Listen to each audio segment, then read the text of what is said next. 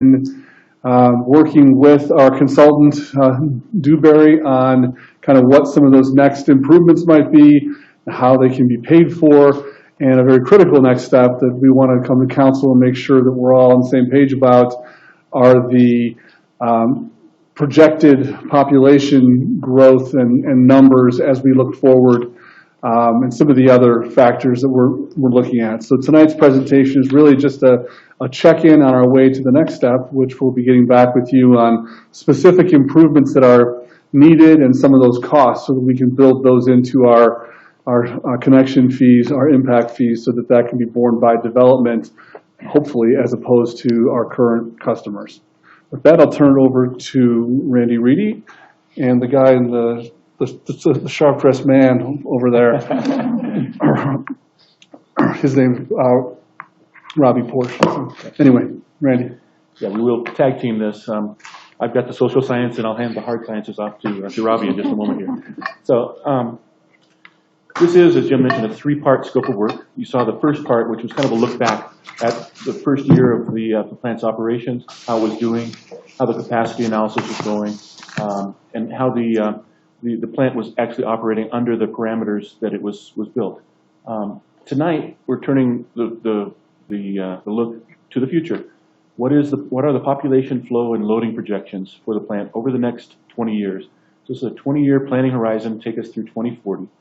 And then, as Jim mentioned, a couple, 3 months, we'll come back with the final part, which is that alternative analysis and cost estimates that are underway.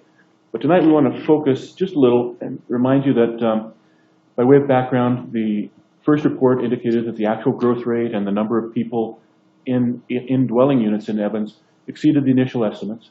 2018 wastewater treatment plant service area population is what we've been able to nail down very well at about 21,133. Now that includes portions of Weld County that are adjacent to Evans and being served, and it temporarily includes St. Michael's, the 400 or so units there. Temporarily because they are in the process of building a lift station there that will take that wastewater north into Greeley. So those 21,133 people live in about 7,000 dwelling units of all different kinds.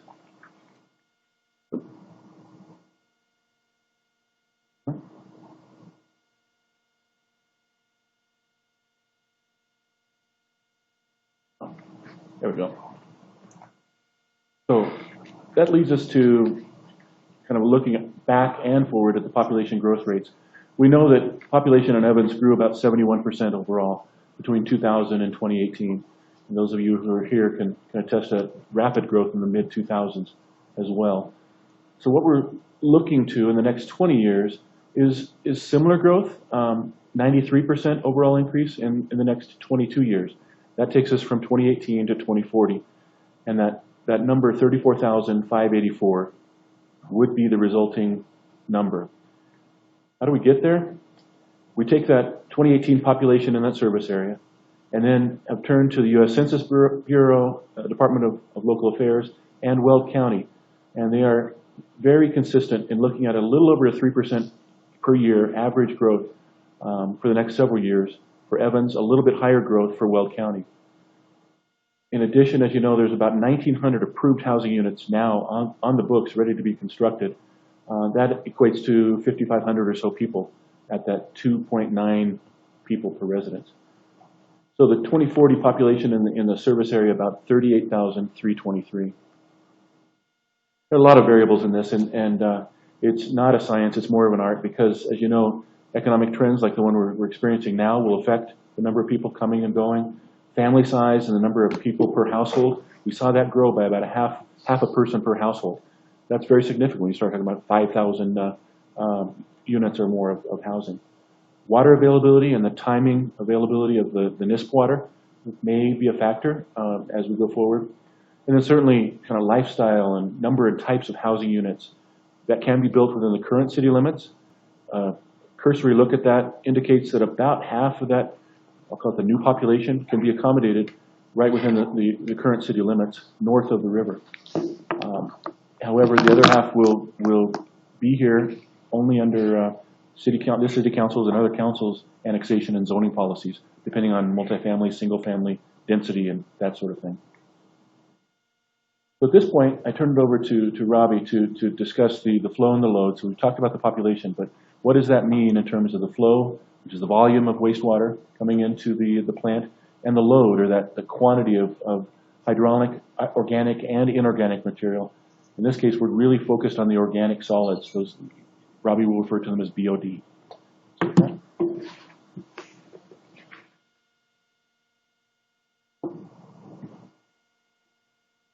So as we dive into this, looking at all the historic numbers that were developed when the treatment plant was originally designed and new flow and load numbers that we're seeing now, our flow has been decreasing per person and our organic load has been increasing per person. I think this speaks a lot about our water conservation methods that have been implemented, as well as low flow toilets. Evans on average is at the lower end of the scale for flow per person and the higher end of the scale for organic load per person. So as we mentioned in December, part of that initial look through the plant revisited, in essence, was we compared what was designed to what was actually built, and there was a realization that we could get an increase in our pounds of BOD allowed for our treatment plant. Our consultants filed the paperwork and CDPHE has approved that 10% increase on our load, so that's 600 pounds. It's substantial and will help move us further down the road before we start talking expansion. So our new capacity is flow remained the same, but pounds of BOD allowed per day is now 6,624 instead of 6,024. Evans' current commercial and industrial users is fairly light comparatively. For this planning and population projection, just for a safe number going forward, we projected 20%. Being commercial and industrial, it's just so hard to really project what's going to happen. Most of our zoning in the current city limits is residential, so it would take going somewhere outside our current city limits or south of the river for heavy commercial industrial. So based on residential growth, you can see we have our 2019 stat, and that is the year average for the most part. I believe that load number might be max month, but it's actually closer to our 2020 year average so far, or rolling average for the year. Compared to our design capacity and compared to the 2040 projections, if we look at all those people that will be coming and how that correlates with our current operating level at flow per person per day and pounds of BOD per person per day, and how that correlates out to the 2020 or 2040 level. So currently we're running 55% hydraulic or flow. Our BOD loading with the capacity increase will be is right around 79%, fluctuating here and there, up and down different months. CDPHE and the EPA guidelines, and this is actually written into our discharge permit for the treatment plant, is once we reach 80% capacity, we need to start planning for expansion, which is in essence what we're doing here. We're getting started, we're getting on top of it, we're not falling behind. And then at 95%, we need to be under construction. And those are pretty standard CDPHE guidelines. About 90%, we'd like to start design of any expansion. So based off those numbers and our growth projections, without any new large industrial or commercial growth, by 2024, we'll be at our capacity for BOD. And if we go off flow numbers, 2032, we'll be at our capacity for flow. But with water conservation, I believe the 2024 and BOD load will be what we hit first. And it can be either one of those. Next steps, did you want to touch back on that? Thank you. Good job. Yeah. Okay, so that leads us to where we are now. And as I mentioned, the third step in this process is to identify and evaluate those alternatives to meet that 20-year flow and load projection based on the population growth that we're expecting.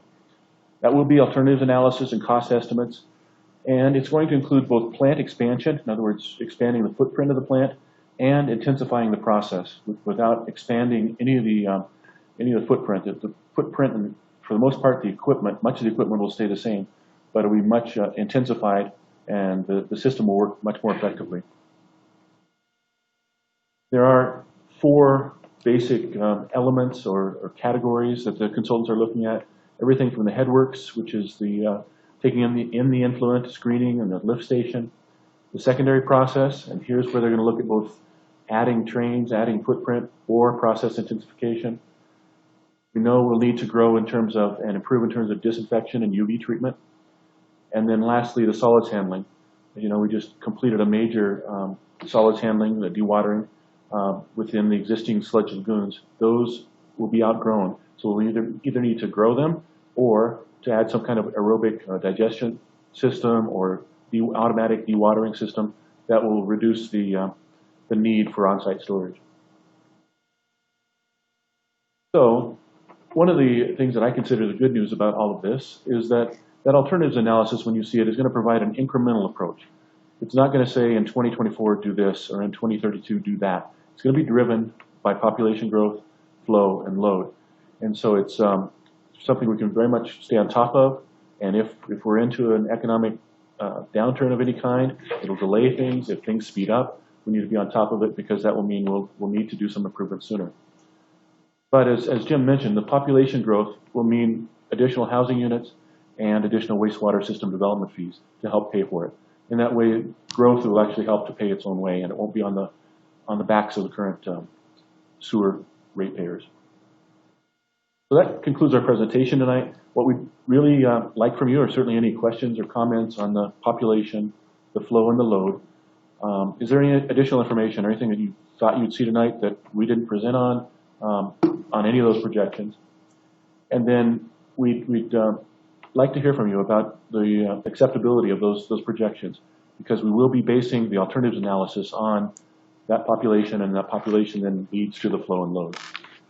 So, thank you. Yeah, Robbie, we weren't able to determine why the BOD was so high. I know they were going to try to look at that to see if some of it was industrial or. We've been working on that.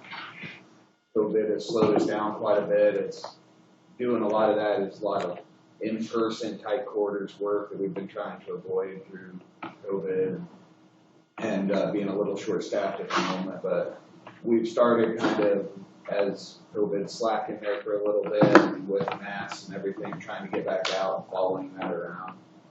I think a lot of it does come down to the historic trending from in the last 4 years or so. Our influent flows have dropped about 200,000 gallons a day, which is substantial when you're looking at our average being 1.6 million now. But our BOD has climbed substantially along with that population. I think a big portion of that is the advent of water conservation methods, low flow shower heads, low flow toilets, low flow faucets, just the overall direction that people are going with water conservation inside and outside of their home. And we can implement more than one of these alternatives to get a better mix of results. The alternatives, whether it be physical footprint expansion or process intensification, will be the step to get us to 2040. Either way, when we look, if we reach that population or to that population projection, when we reach that, we'll have to expand again. So if we go process intensification, we'll keep our same footprint. Few buildings added here and there, but smaller. And then when we reach that population to the point where we're looking at expansion again, then we start adding on trains. If we start by adding trains now, we expand our footprint, but process intensification when we reach that population is still an alternative. Questions of staff or comments? I have a question, and you can correct me if I'm fully going the wrong direction with this. So how many buildings do we have again in the city of Evans? It's like 7,800, you said, I think, was mentioned. If you can go back to that I think she's asking slide. number of accounts or households. Households, just over 7,100. Over 7,100? Yeah. Okay, and we mentioned that we were gonna add 1,900 Correct. currently. So that is like close to like a 24% increase in volume. So how does that number impact within the next couple of years with the wastewater plant? Because that's pretty high. And that's just within these 2 years. So I know we're projecting to 2024, and I'm not looking at it from a population standpoint. I'm looking at it from a dwelling standpoint, because I know there's it's incremental increase. But when I look at a dwelling, like per household, that's 24% pretty high. Yeah. And that's kind of, I mean, it's wastewater and dwelling, so how does that impact the wastewater treatment if we see those kind of numbers in dwellings? It will increase flow and load, of course. However, there are a couple kind of mitigating factors. One is, as Robbie explained, the plant has been re-rated. So we gained 10% capacity right there. We'll also be losing St. Michael's, which is about 500 homes. So that makes the 1,900 look more like 1,400. So there's some mitigation going on. Not all of those will be single family. There'll be some multifamily dwellings, as you're aware, at Peakview as well. So it's a mixed bag. As the analysis indicates, we're not expecting to need to do physical or process intensification. At the very earliest, it will be 2024. Probably somewhere between 2024 and 2032. Are we taking into consideration that there's a potential of like a higher increase in dwellings versus population, and how that would impact 2040? I just want to make sure that we're looking at it from all angles. So when we do have to start building, we're forecasting those projections accurately. So by the time we get to 2040, we're not having to do a major add-on versus what we anticipated like now, if it makes sense. It does make sense, and that's all part of the incremental approach that you're going to be seeing. We've asked the consultants to look at making smaller changes along the way, so we don't have to immediately go to 2040 build out. What can we do in the next, 3 to 10 years to get us where we need to go, and then take another bite at the apple as the need grows. Not all of those things will be exactly proportional in terms of capacity improvements exactly matching with population, but that will be the effort, the intent to present alternatives to you like that. Yeah. Other comments or questions? Oh, yes, Member Spear. You I saved them all for this one. So we're going off the 2010 census. No, the 2010 census was the basis for the build out of the plant, the current plant.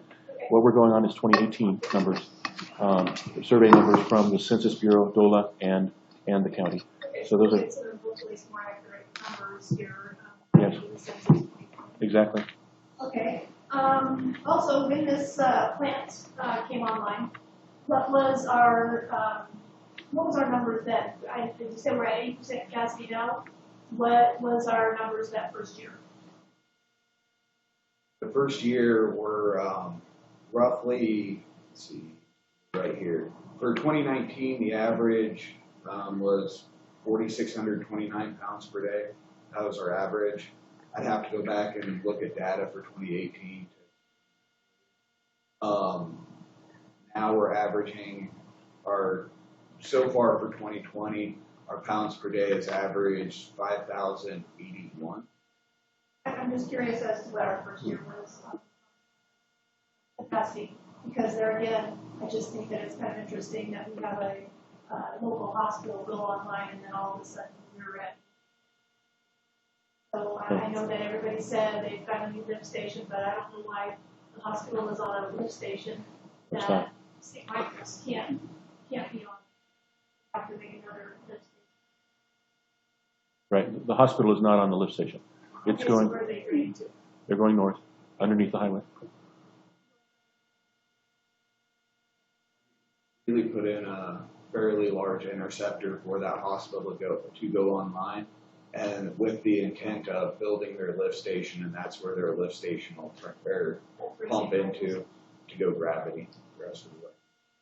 That's my question again with the numbers was, you know, if we were going off of 2010 numbers, we lost 275-ish homes.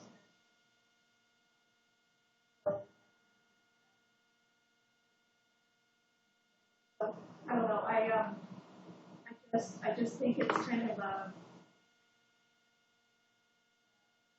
sad position that the city and council is in right now to have decisions when, you know, new wastewater treatment plants. Like that we.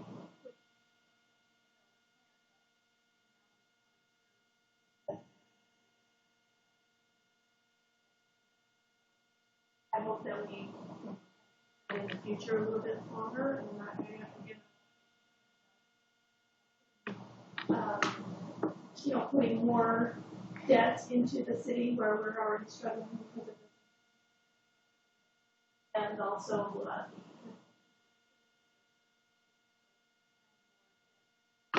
and more fees.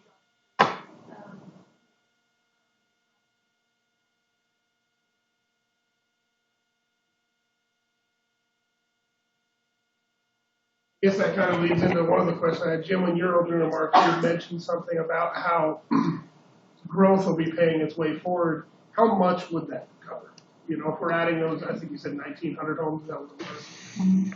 That roughly ballpark, does that cover 20% of what we need to do for treatment?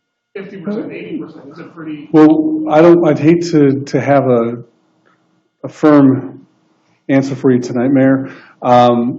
You know, back of the napkin, I think, you know, we believe that once we finish this next step and we actually have some costs, that's when we'll come back to you and, you know, look at what our current connection fees are so that we can build those costs into those fees as, you know, as projects like Peakview come on, we can be collecting the money that we're going to need. And, you know, we're going to see what it takes, and the council will see all the different numbers to cover it 100%. And I don't know if that will be possible yet, but. The reason I brought it up is I agree with Councilmember Spear. I don't want to be passing this on to the same people that just make the bill. Right. But if we can get awfully close or dang close to covering it with the fees, you know, a slight, small increase might be acceptable, might not. But, you know, the closer we can get to not having to do that, that's why I brought it up. I think you didn't have the numbers yet. But I think it's going to be pretty close.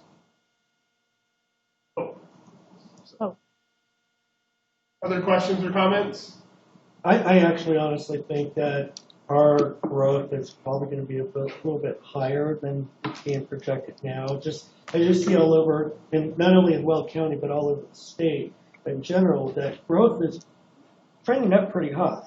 And I know we're looking at, you know, not having to do anything until 2024, which is, you know, good in 4 years, but I'm glad we're looking at it now because I have a feeling that it's going to happen before 2024. And I just want to make sure that we're definitely on top of it on time. Because it's a $38 million project, $40 million project that we had, you know, paid for and all that. And we were thinking it was going to get us a lot further than it is. And here we are a couple of years later saying we're already at 79, 80% capacity, and we know we're growing. So that's only going to add to the numbers. And I think I might add to the numbers quicker than 2024. So I would rather be on it now than wait till last minute 2024, 2030, where we're like, oh, you know, let's go out for a bond or let's put some more money somewhere else. And now we have to really expand even more further than we thought we would have to do in 2024, 2032. Well, we'll have to see where the growth goes, because I've talked to a lot of young couples that are not planning on having children now and growing their families. So we do have to see, just kind of have a plan in place, and then just see how it pans out, so. I think there is gonna be growth everywhere. Mhm. I really believe a lot of that growth is gonna come. I do think there's a lot of people down in the Denver area that are tired of Denver. And this is kind of the last refuge out here. Have a lot of growth. Other questions or comments? I think I've expressed this before, that I think that the numbers they're using to compute the population growth are way too small, and they're way too conservative. And I'm seeing larger numbers of families with more than 5 or 6 people in their house around in Evans. And I think as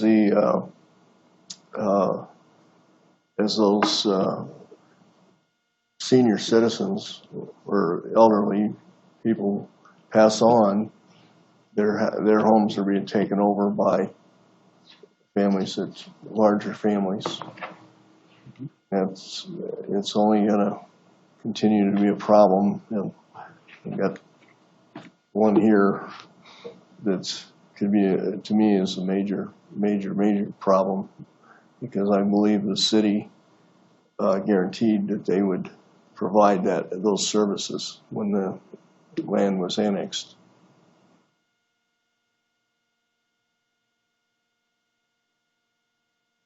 Any other comments? Thank you. Thank you. Next item on the agenda is the 2020 work plan update. I'll throw it back to you, Jim. Thank you, Mayor. Pass that off, see if we can get some batteries changed there. As council may recall that in February of this year, as we do each year, the council looks at the work plan for the year that staff proposes and gives some feedback, and then we set that and we move quickly to get that work done for the year. Each summer, I like to come back to council and check in, let you know how we're doing on the work plan, and make any tweaks that we might need to based on evolving circumstances and things that have changed. Well, big thing changed this year with the onset of COVID-19. Thank you. And so this year, I think the update's a little more significant than most years in terms of changes to the work plan. I know I've had some individual conversations with council members about how our just demands on staff and the resources that we have changed. I wanted to focus our conversation on what those changes are. First, though, I will remind council that the work plan at the council level, and of course all of our departments have more detailed work plans each year, but the projects that are kind of visible at the council level, there were more than 50 of them this year. And at this point in time, I have this list, which is in your packet, but also up on the screen, of projects that have been significantly impacted by our resources, or really our allocation of time, especially in the case of some of our departments like finance and some of our other managers who have really had to shift their focus away from some of the things that we had hoped to get done this year to focusing on, on budget planning, grant planning, and tracking expenses and working with our departments to make sure that we're staying on top of what's happening with COVID. But in general, before we get to this list, I will assure council that I believe that we are staying on top of our most important projects this year. You'll see in your packet that we still have our major capital projects, whether they be transportation projects or the East Side Stormwater project. Those are all all moving forward. Lots of resources and effort there. Facilitating development, which you've seen from community development, and our community development staff, along with our attorneys, continue to move those projects along. Evaluating water and water partnerships. redevelopment projects along Highway 85 are still moving along. We have made strides within our police department to fill some of the vacancies that we believe we can continue with and get those officers out to where they're fully functioning. And then as I mentioned, some of our efforts have certainly been shifted to the financial responsibilities of managing COVID. So up on the list and in your packet, you do have a list of those projects that I am proposing that we should shift from 2020 to 2021. Most of them, I believe, can be done then. And just to hit at a high level briefly, those do include most of the impact fee studies that we had talked about. Those are important. But the one, I think it's a hard time, first of all, for the council and for us to think about fees and how those might be increasing to meet new needs given the economy. But one that we are moving forward with that is most high priority, I believe right now, is that wastewater impact fee or connection fee that you just saw the presentation on. So we do want to be ready to put that in place just as soon as we can. But some of our other studies that you'll see in here, we are going to have to postpone those till 2021. You'll see that we haven't achieved the goals that we had for traffic enforcement this year, in part due to some vacancies that we successfully staffing up for most of our vacant police officer positions, but we have held a couple positions vacant, and those were the ones that could have been available for more traffic enforcement. We're still enforcing traffic, but it's not that dedicated program that had been envisioned in the budget. We've also had to pull back some of the money that we had in the budget for some of the consulting help for future police facilities planning. That was funding that we had hoped to make strides this year. I think given all of our staffing uncertainty now and just the flux that we're in, it's not going to hurt us if we advance that planning next year and hold on to some of that cash right now. What else do we have here?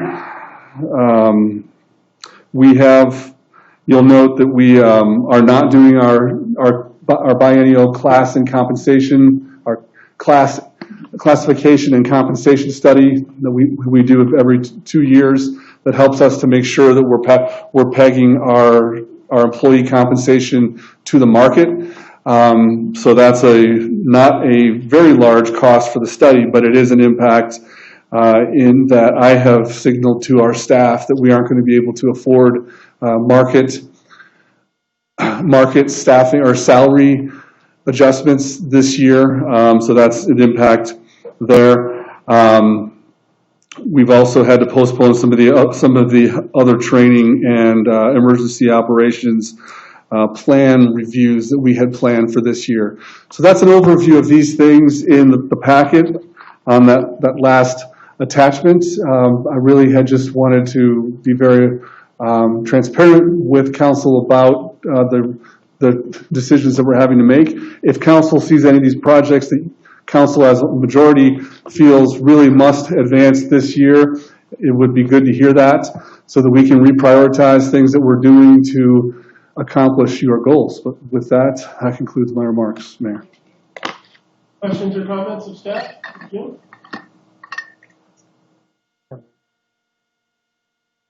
I think as we walk into the budget process, what I'd really like a clear understanding on is what or how far postponed some of these projects are, because I know based on what Jackie has shown and what trends are showing, we're going to have obviously some challenges in the long term, not just the short term. So I don't know how far kicking the can down the road will help on some of these things. Mm-hmm. So I'd really like to be able to evaluate what that looks like and the cost benefit analysis of perhaps looking at different ways. Mm-hmm. Thank you. Anyone else? I also agree with Councilmember Castle, but in addition with that, with all of this, I also want to ensure, like, as far as like our city response, or response to the city, to like our residents, also letting them know, being transparent to them, and letting them know the reasons why certain things are occurring within the city, and being able to provide that information, just so everyone understands the reason we had to cut specific areas. Like, for example, right now I know that the mowing, the city doesn't look as great. Just letting our residents know the reasons that was part of one of our budget cuts, and the reason why would be definitely a great thing to put out there. And any other things that we provide to our residents. I mean, I know it's hard, and I know people do understand for the most part, but also they see that right now the trend looks like it's not as bad as we anticipated, and because of that, just really conveying why we're doing certain things to our residents would be a great thing to do. Just so they know what our vision is for the city during all this. Councilmember, if I may, I'm not hearing all of your words, but I think what I'm hearing is that we need to be transparent to residents about the changes that we have to make in service levels as we move through this time, both for COVID and the recession, and make sure that we're giving specific examples about that. Again, it's part of our plan, being responsive with our city services. And currently, due to the pandemic, I know a lot of people do understand why certain things are happening. But again, with the way the trends are going, it's not as bad as we anticipated, or we hoped it wouldn't be bad. And so, considering that, I think if we're providing the information to the residents on the why we're doing certain things, it would definitely assist them to why we're not being as responsive, or why certain things are not occurring, or why certain areas look the way they do. Again, just kind of being transparent as well, not just with us, who staff and council, but also to our residents as well. Thank you. Other questions or comments of staff? Thank you. We're not a minute or two late. Does anyone have anything for council discussion? I do. Okay. So I had the honor to assist Officer Teresa McClatchy and help deliver food to the families in need within the city of Evans. I do want to say it was definitely a humbling experience. It was great to see how the community really, really appreciates the police department and all their efforts that they do to ensure that, all our residents are fed and that they're not going without. And it was just kind of like, it tugged your heartstrings, because it's just, they're so appreciative. And some of the kids would come out and say, "Oh my gosh, look, we got peanut butter." And they have bread. They're like, "I can do like a peanut butter sandwich." I'm like, "Yes, you can." And, it was just, it was definitely a nice experience. And I would say, if anyone on council had the opportunity to do that, I would definitely suggest it. And not only that, it also helps with, knowing your way around the city, because you go to all, different areas within the city, which is great. So it gives you definitely some insight, but definitely it's very rewarding. And it's, again, makes you appreciate, our Evans Police Department and all they do for our community, and just being able to see it and hear it, it's great. It's great. And thank you. I really appreciate our Evans PD. All I have. You're welcome. Anyone else for council discussion? Enough time. Seeing none, all right. We'll start the meeting here in 2 minutes.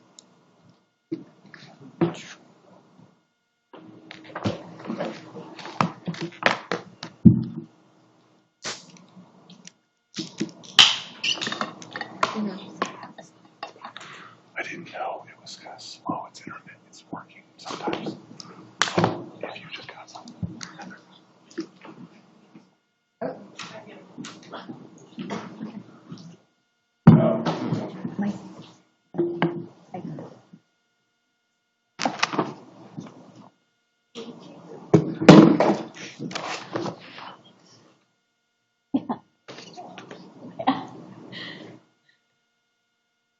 I'm gonna get. Oh, fine. I'll be right.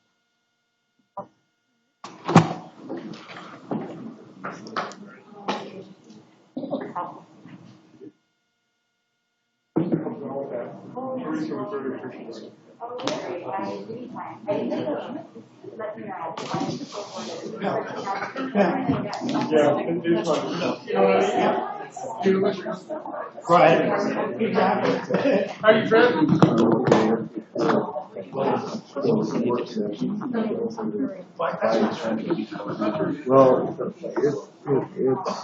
or 10 minutes.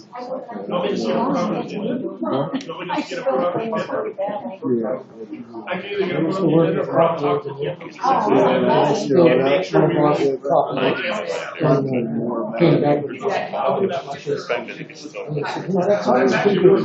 That's what my wife says. That's actually why I want to go. I'll make sure I promise you, you'll have the time. It's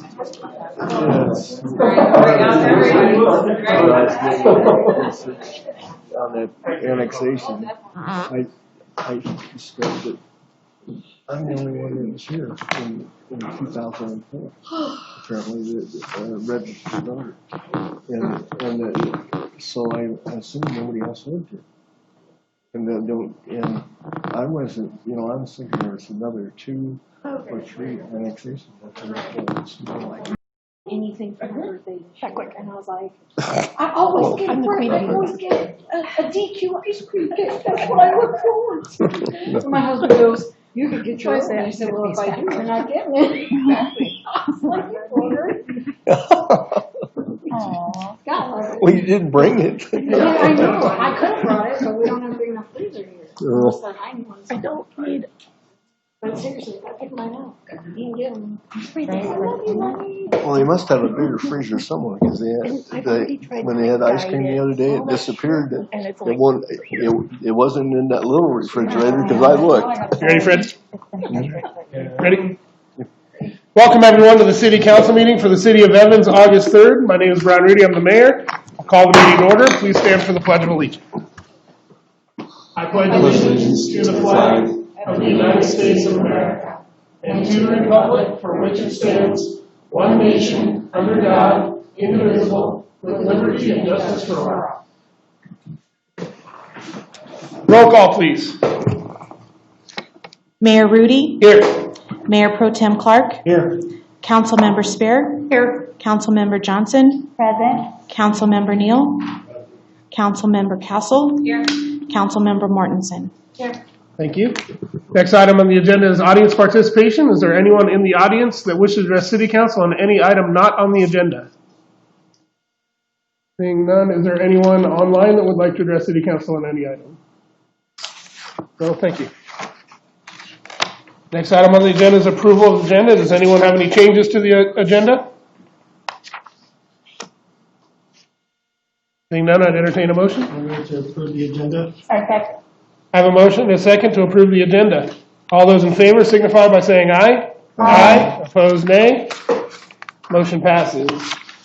Next item, consent agenda. Item A, approval of the July 21st, 2020 City Council meeting minutes. Item B, consideration of ordinance number 728-20, implementing the Colorado sales and use tax software. Second reading. I will be recusing myself from this as I was not here at the last meeting. I move to approve the consent agenda. I second. I have a motion and a second to approve the consent agenda. All those in favor signify by saying aye. Aye. Opposed, nay. Motion passes. Item 7, new business. Item A, consideration of resolution number 20-2020, making findings of the facts by the City Council of the City of Evans, Colorado, and its conclusions relative to the eligibility for annexation to the City of Evans, Colorado, of certain municipality-owned property. We'll hear from staff. Thank you, Mayor. Good evening, members of the City Council. I will give a brief overview and then turn it over to our Assistant City Attorney, Drew London, for just a little more explanation on this item. But we have 3 items I'll preface regarding the annexation of the Arrowhead open space, we're tentatively calling it.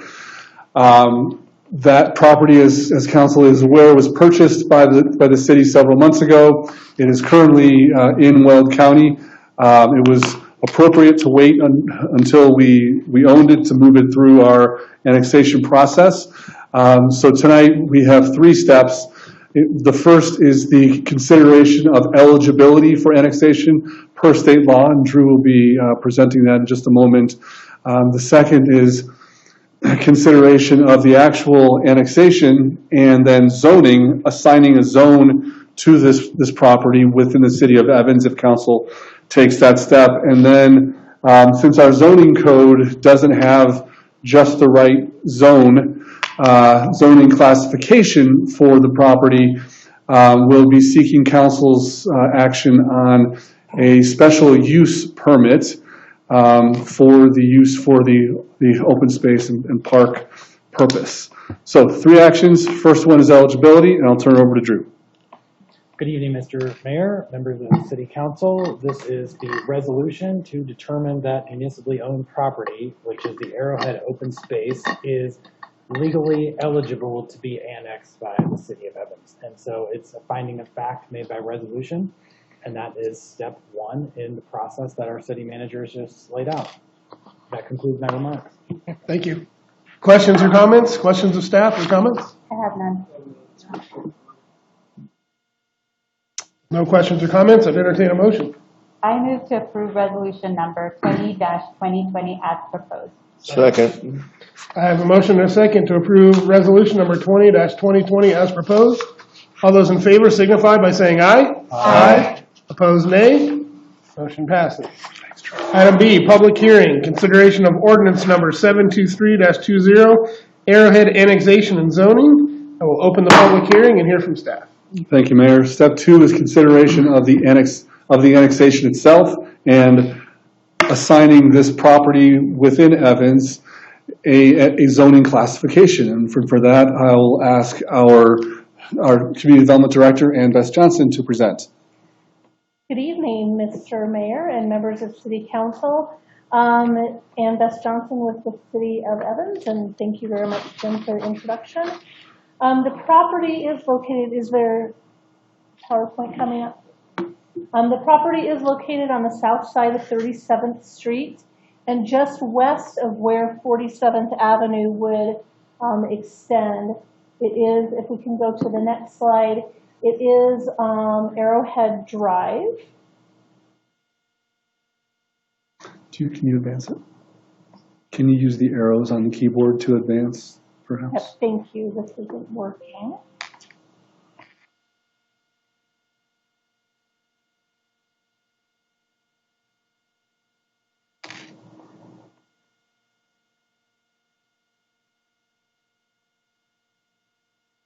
In your packet, and what was intended is there is a slide that does illustrate the process of review and the required public hearings regarding the proposed annexation and zoning. And the process includes a pre-application phase, which even though it's a city-owned property, we did meet with engineering, with operations, with the planning team in order to make sure that the intended use was going to meet with the current construction plans for 37th and 47th and the roundabout there. We wanted to make sure that everybody was on the same page and the intended uses for the property, including the water quality feature, could be accommodated along with the intended the parking lot and the other intended uses on site. The second step is the application phase. And even though it's a city property, we went through the regular application phase just like a normal applicant would. The next phase was public notice, and the public was noticed. Surrounding property owners received notification on July 1st. It was published in the Greeley Tribune starting on the 26th of June, and then every week following that time. And then the sign was posted on the 1st of July as well. We gave individuals more notice than what is typically required of a land use hearing, just because it was annexation and zoning. And then Planning Commission was held last week on the 28th. Tonight is obviously August 3rd, and then the second reading will be on August 18th. And then if we can go to the next slide, thank you. Now, the property is designated on the future land use map within the comprehensive plan as open space. You can see it, it's circled in with the black circle just up in this area. So using the area as a park or more kind of a passive park, if we won't have structured playgrounds or anything like that on it, it does comply with our comprehensive plan. Now, the city's zoning classification, this is where it got interesting, is we had three options to consider. One was public facilities, one was zone it to PUD, and one is to have it be agriculture. So we took a look at the public facilities zone district, and it's really written to support uses such as parking lots, public services, and transportation. Now, open space is a use that's allowed in the public facilities zone district. However, the definition of open space is not written to support the passive park. It's written more for unencumbered open space. Now, the PUD is a flexible overlay zoning classification, and the city did use that for the Riverside Park. However, for a space that's intended, number one, this small and this passive, the requirements for a sophisticated PUD master plan was a little bit overkill for this small space. So we decided that the PUD wasn't the best use for this particular space. So the third is really the agriculture zoning, which a special use permit is required for outdoor recreational facilities. So we decided that agriculture zoning would be the best solution for this particular property. So the property does currently have a site plan through Weld County to allow mini storage facilities. And if you all annex the property, that use will not transfer over into the city of Evans. And again, it will be used for more passive open space or passive park. And the significance of this property is high because even though you enter Greeley a mile to the north, once you get to that roundabout, that future roundabout at that intersection, it really will be one of the entry points into Evans. And the special use permit process, as discussed, will be, Lauren will come up and give that presentation. So we'll go to the very last slide here. And when property is being annexed into Evans, you do concurrent zoning with that.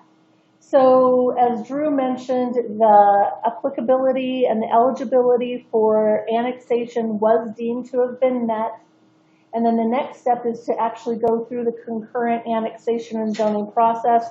A lot of those application requirements are required by state statute, and they aren't in our land use code. And so we just follow the change of zone criteria for standard change of zone to go along with the zoning criteria that accompanies annexation. And the criteria for approval that are listed here on this slide are found in section 1806-040, and that criteria for approval was deemed to have been met.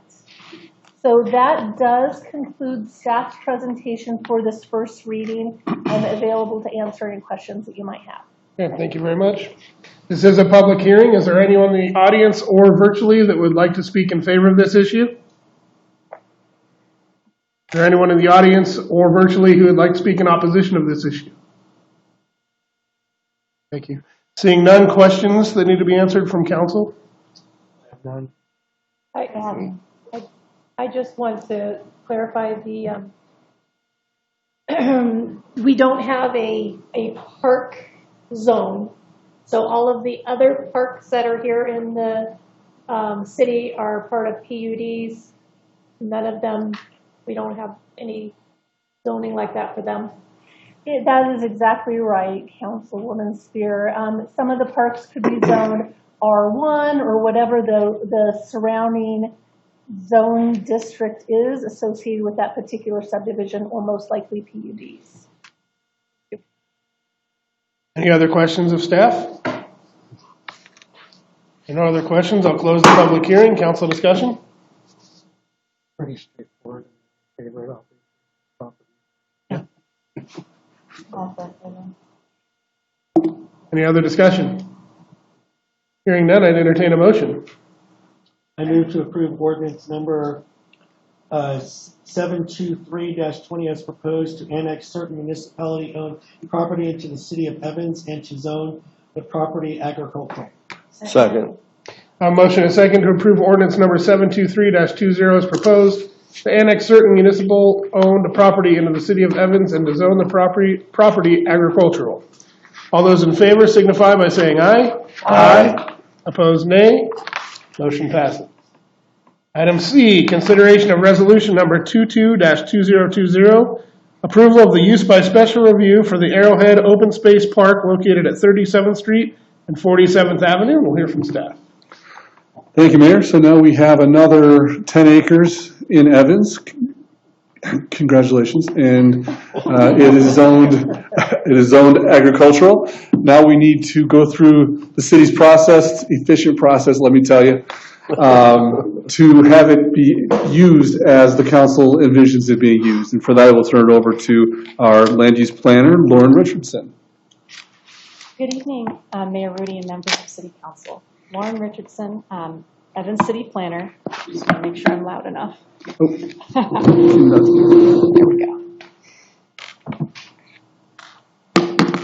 Oh. For the Arrowhead property, the request is a special use permit to allow recreation facilities outdoor extensive. The outcome, a passive park. We have the existing condition on the left and the vicinity map. Our very nice picture by Heather. Right. Special.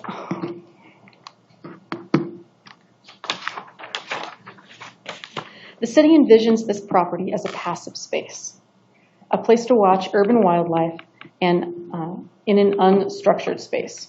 The wetlands to the west will not be disturbed. Bird boxes and raptor posts will be placed in a location to be determined with the help from Colorado Parks and Wildlife or U.S. Fish and Wildlife. The site will be vegetated with drought-tolerant grasses. When irrigation should become available, additional trees or shrubs will be contemplated. We have some photos on the left-hand side from some folks from Arrowhead that gave us a bunch of photos.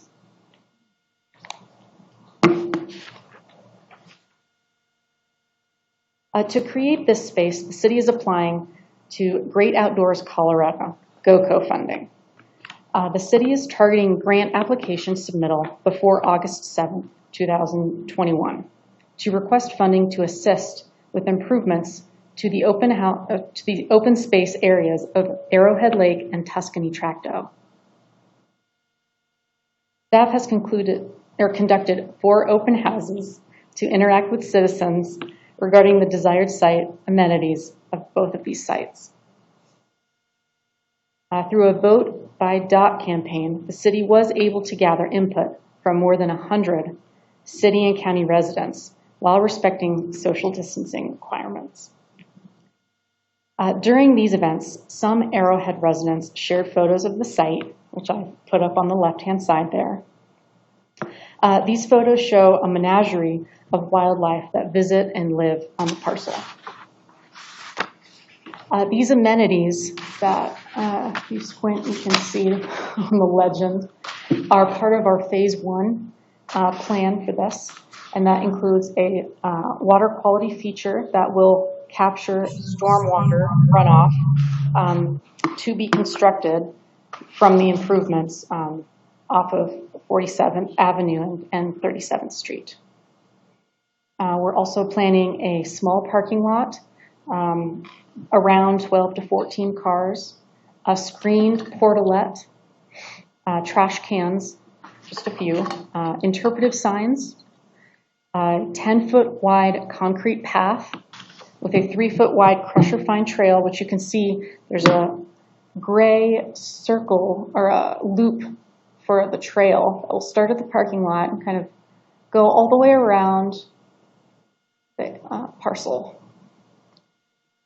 We're also planning on Sandstone benches at the peninsula and the western wetland overlook, which is what we're calling the very western side right here.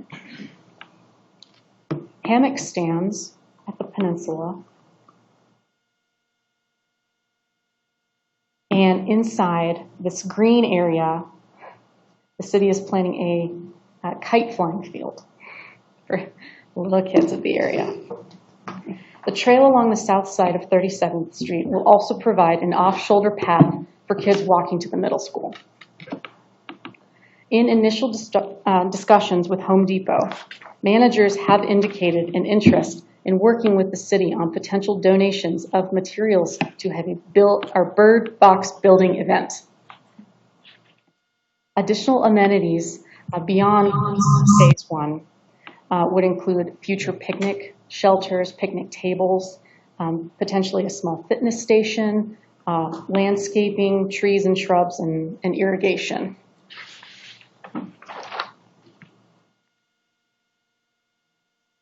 Process flow. Chapter 18.06.060. This slide represents the process for the special use permit, which was followed by the city according to the Municipal Code, section 18.06.060. Surrounding property owners were notified on July 1st, 2020. A notice was published in the Greeley Tribune on July 26, 2020, and a sign was posted on July 1st, 2020. And I should say that this last date I should have taken that off. My apologies.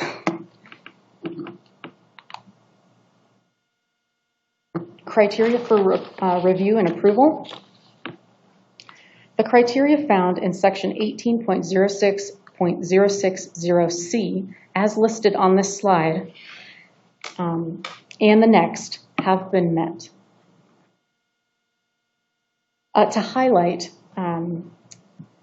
the third criteria, the proposed use shall be consistent with the comprehensive plan and shall be compatible with the surrounding area. As Ann mentioned before, yes, this proposed use is consistent with the comprehensive plan 2010 and the future land use map, designating this location as a future park/open space.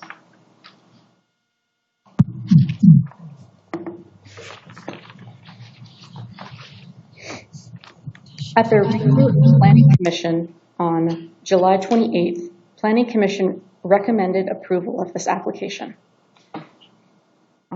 Recommendation motions are in the packet. We are available to answer any questions, and this concludes staff comments at this time. Thank you. You did great, by the way. It's a great presentation. Questions of staff or comments?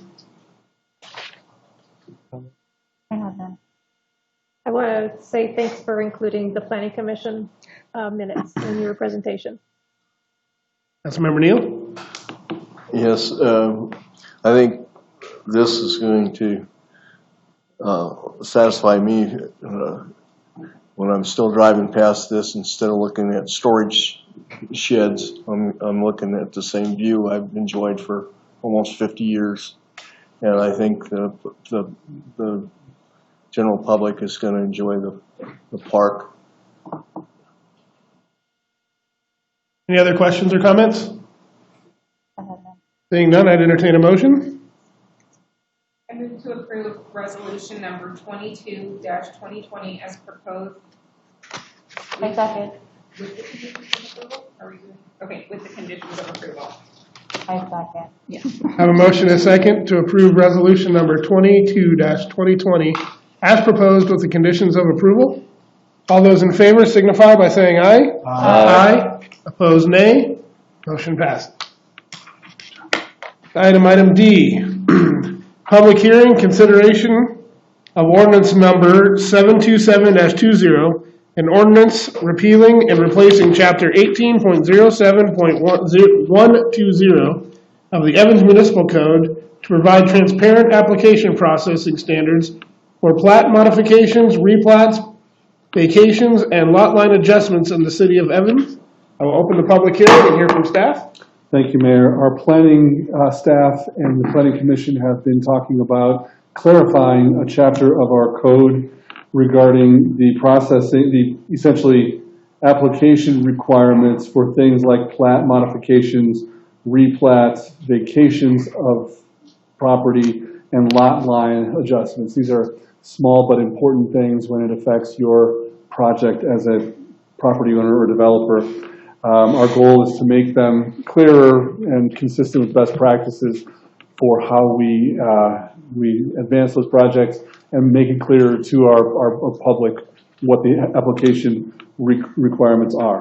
As you'll note in your packet, the staff work here is still underway, so we're not quite ready. The Planning Commission has not taken action. So with that, Mayor, we request Council's continuance of this item to continued to September 15th, which is a date certain that we can continue this without re-advertising the item.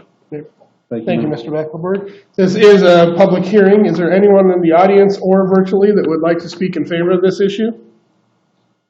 Seeing none, is there anyone in the audience or virtually that would like to speak in opposition of this issue? Seeing none, I would entertain a motion. I move to continue the public hearing on ordinance 727-20 to September 15, 2020 for consideration of the repeal and replacement of chapter 18.07 .120 of the Evans Municipal Code regarding plat modifications, replats, vacations, and lot line adjustments in the city of Evans. Second. I have a motion and a second to continue the public hearing on ordinance 727-20 to September 15th, 2020. All those in favor signify by saying aye. Aye. Opposed, nay. Motion passes. Public hearing continued. Next item E, public hearing, consideration of ordinance number 729-20, an ordinance adding chapter 9.29 to title 9 of the Evans Municipal Code to regulate unmanned aircraft systems in the city of Evans. First reading. I will open the public hearing and hear from staff. Thank you, Mayor. Over the last couple months, the council has held 2 work sessions on the potential of adding this chapter to the Evans Municipal Code. This would regulate unmanned aircraft systems, otherwise commonly known as drones. The ordinance in front of you tonight contains the language from the work session that you held at your last council meeting and work session, along with the additional considerations such as that these regulations would apply from the ground level up to 400 feet above which is governed by the Federal Aviation Administration. So with that, Assistant City Attorney Drew Lyman is present to answer any questions, but we're looking to council for your consideration of the ordinance in front of you this evening. That concludes our remarks, Mayor. Thank you, sir. The public hearing, is there anyone in the audience or virtually that would like to speak in favor of this issue? Seeing none, is there anyone in the audience or virtually that would like to speak in opposition of this issue? Seeing none, questions of the council for staff. I have a couple questions. One of the questions I have is, since the FAA pretty much regulates the usage of drones, if we adopt an ordinance in the city, doesn't the FAA take precedence over a city ordinance on the flying of drones regardless? It would, to the extent there was a conflict between the ordinance and the FAA regulations, but this ordinance covering below 400 feet in altitude, I believe this ordinance as drafted is enforceable. What would the penalties be? Would they just be the same normal penalties for any other offense in the city, or how would that be governed? That's correct. They would be penalty under 1.16 of the Evans Municipal Code. Thank you.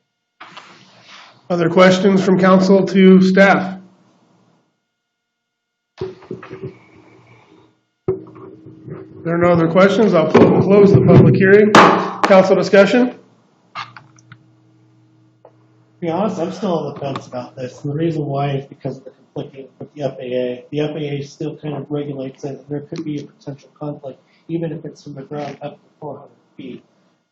You know, you could effectively argue, well, the FAA takes precedence over the city ordinance, so really what entails the city, what they can do, because somebody wants to argue it and say, well, this is an FAA matter, not a city. The FAA governs drones. And I would be kind of inclined to say that, if the FAA took precedence, the city would even have an ordinance that really doesn't. But there's nothing conflicting with the FAA with this. Yes, there is. What part is Because conflicting? the FAA governs drones. And they could say, well, I'm flying an aerial vehicle, so the FAA technically has precedence over. They have three outlined policies. And this is in addition to it. It's not conflicting with it. That's why I asked what part was conflicting with the FAA. I just think that I still don't think that we should be policing drones, because like I said, next thing you know, we're going to start policing other things that people may find offensive, and there's a lot of things that people find offensive that we don't regulate, and I'm on the offensive. Yeah, well, and I know that my purpose of this was for a reference for people to have education. I mean, it's really hard because and Mr. Lyman here might agree. I mean, it's very hard to do the research on it. And even in our discussions, I mean, what people were talking to their neighbors about, they still didn't know. I mean, we had someone who wanted a 10-year-old, and we're not regulating that. The FAA is regulating what the age requirement is. That's not in this. This is in addition to that, to make it clear so that you're not menacing other people and their property. I agree. I think it's with Councilmember Spear. It just addresses some of the ambiguity. So it's just more clear. So if in the event that that situation were to arise, we have something in place to assist. So if somebody has a very loud, very fast radio-controlled vehicle and harasses somebody, are we going to start regulating? Well, now you have a too fast of an RC vehicle. It harassed a wildlife, or it harassed somebody, or scared somebody. Well, maybe now we should consider regulating that as well. I mean, where does the line stop of, hey, we need to start regulating everything that could offend somebody or upset somebody? Or I mean, I think if your vehicle that you're speaking of were to be inside, like, for example, Councilmember Spear's property, I think there'd be an issue. I mean, it's kind of the same concept. This is hovering over a property. Now, if you place that vehicle that you're mentioning inside a property, yeah, there is an issue. But if Now, it's if it's in the outside, that's different. That's a different jurisdiction. Even like if there's a if I'm drone flying the drone over a park. But that's not, what I'm stating is this is a private property, so it's just addressing. Well, you can't even fly over private property anyway without owner's permission in the FAA, right? But most people don't know this.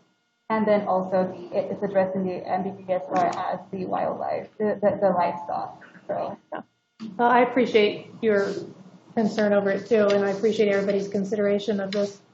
There's been several other cities that have taken this issue up, and I think with more drones coming, that we're being proactive with it.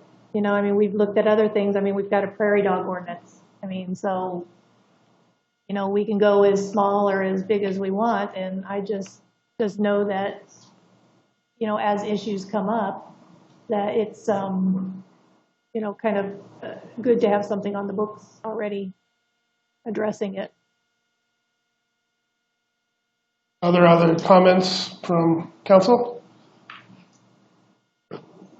Councilmember Neal? I would agree with Mark that this, to me, seems more of an FAA issue, and we're going to probably get into some conflicting law language if we try to enforce it. So I'm not in favor of this entirely. Thank you, Councilmember Neal. Any other comments? Can you remind me, was there a certain size of drone we were thinking of when we were, I can't remember, I'm sorry, off the top of my head. Does it matter what size drone? Because I've had my neighbors' kids flying a drone, and it lands in our yard. We have a fenced yard. They very nicely come over and say, may we get that? We bring it out to them. I don't have a problem with things like that. Was there a certain thing we were looking at with this? Because for me, if it's kid, it's toy, I'm like, but if they're recording, then yes, I have an issue. Go ahead, you can answer. Okay, the ordinance doesn't specify. The FAA regulations concern drones of 55 pounds or less. The ordinance does provide that it's for hobby or recreational purposes. And then as to the subsection F about hovering, entering, or landing on another person's property, it requires that it's knowingly done without that person's consent. And so there's that element of intent there. Other comments? Well, I just want to say that I know that I brought this after witnessing a lot of problems at Riverside Park, which was not limited to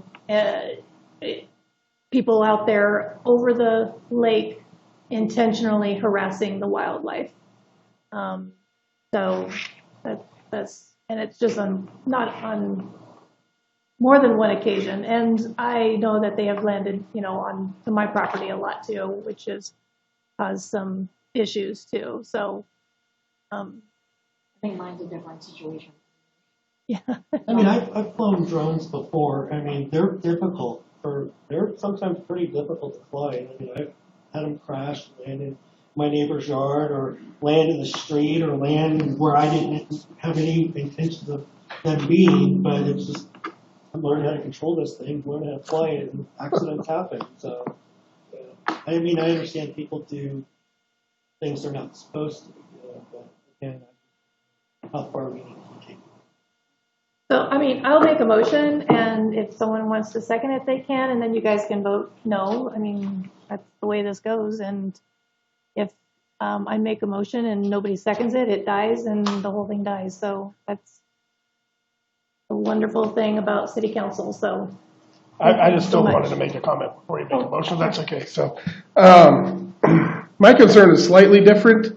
I like the education piece of it.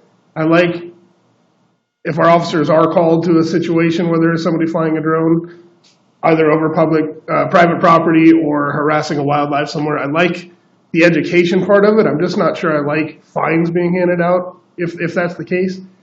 Secondly, I'm not sure if that should be a high priority call for our police officers. I get it.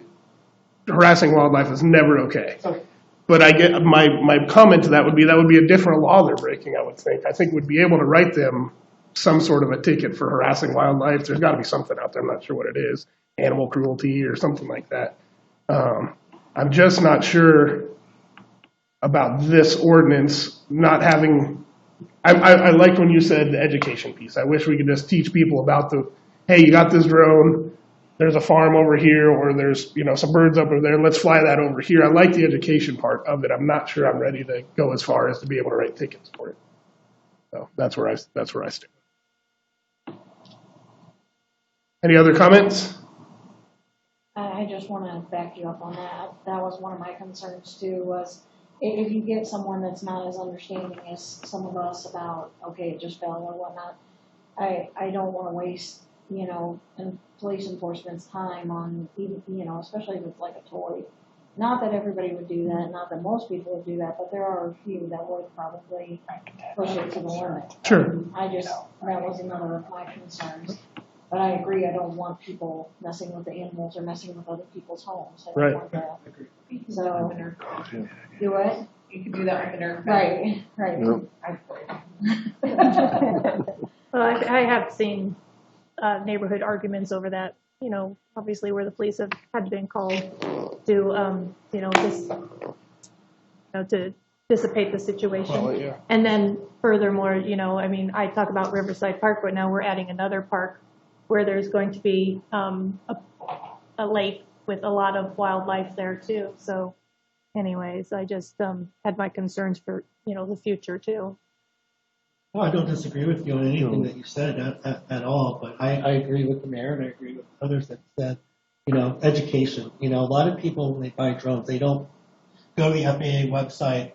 They don't go and take the time to research what they should and shouldn't be doing with the drone. They don't. They're like, oh, this is a cool little toy. Let's go do it. I like the education purpose of it rather than do we want to, use police resources to go out there and, take the time to do that? With that being said, though, if we are going to be educating somebody that's doing wrong, it is going to be the police that are out there. So we're still going to be using the police time for it. It's been past the point now that, keep their name on a log. We warned you 3 times. Now you get a ticket, kind of a thing. I'd be okay with something like that. But the education part is where I think we should, like Mayor Pro Tem said, if I didn't know anything, and I didn't before we had this conversation, I'd open up my drone, open up the box, launch it in the air, and see how fun it is. I wouldn't know that there's things I can and can't do with it. I don't think there are bad people in everything. There are bad people, there are bad drivers, there's bad drone operators, there's bad everybody. So there are going to be the bad people that are out there scaring a bird or unfortunately scaring a horse or something like that. I do think the majority, 95% of people are what I would have done. It's just open my box, thrown it in the air, and saw how cool this was going to be. Unfortunately, there's always going to be some bad people out there with bad intentions. Those are the people, like I said, hopefully our code or our laws, and Scott can answer that better. I'm sure we could nail them for animal harassment or cruelty to animals or something along those lines if we know they're bothering wildlife, or trespassing if they come on somebody's property to go get their own drone. I'm sure there's other ways we could go about it. Jim, you had something? Just to offer, if the council would, or has questions about enforcement strategy, I know Chief Brandt is here and could weigh in on at least this police chief's and this, current strategy for enforcement and how they would approach that. But you haven't asked the question, so I'm just... Sure. And if anybody wants to ask Chief, we're more than welcome to, but I'm sure the Chief's going to tell us it is going to be an education policy. Chief, you want to come up? Yeah, actually,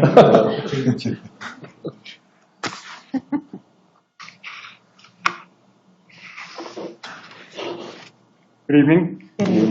Chief, I have a question for you. Yes, sir. So, say this ordinance didn't pass, or whatever happens with it.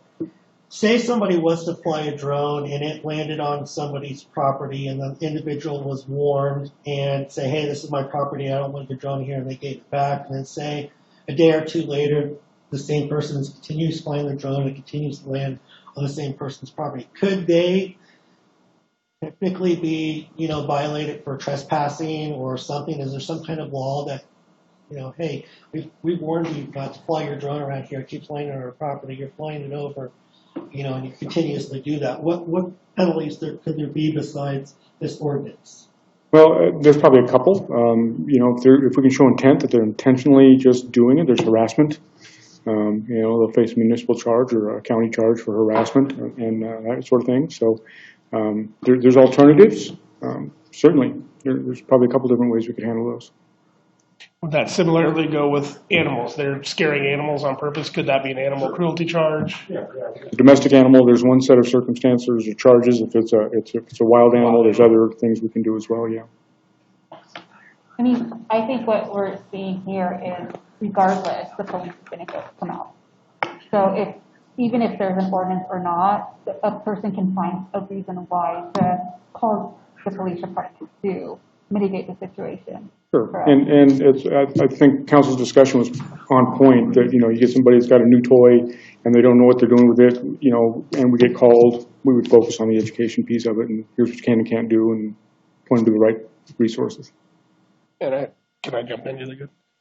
Councilmember Johnson just said the police are going to get called, but I'm going to assume, Chief, that that's not going to be a high priority call. We're going to be doing a lot of other things before we got to that. Yeah, I mean, if it's a busy night, we get to the low priority calls when we can. It's how they're handled. Right. Yeah. Do you have to catch them in the act? Not necessarily. Okay. No. If you're the property owner and the victim, and you say that happened, that's usually sufficient.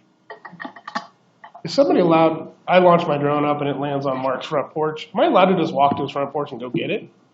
That'd be trespassing too, wouldn't it? Not necessarily. Yeah, if it's fenced area, you'll probably want to get permission if you cross somebody's fenced property. But just to retrieve a ball or a drone accidentally, I don't see that as a trespass. You're not intentionally trying to trespass on somebody's property. Now, if you've been previously told, don't come on my property, sure. Again, so the second time, you can say this is the second time this has happened. I already told you once. Sure. Yeah. Other questions of Chief while we have him up here? Or Chief, do you have anything else you'd want to add to our conversation? Any other questions? Councilmember Spear, you have anything? No, again, as an education thing, where,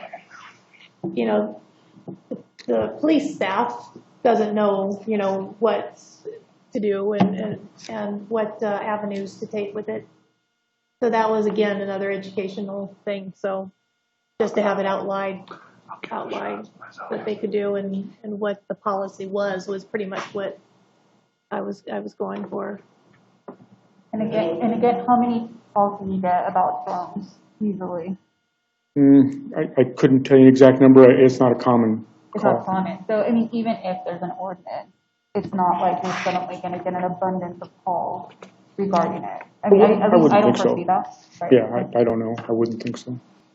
And I totally respect why you brought this up, and I appreciate you bringing it up. So where do you guys want to put the educational part then?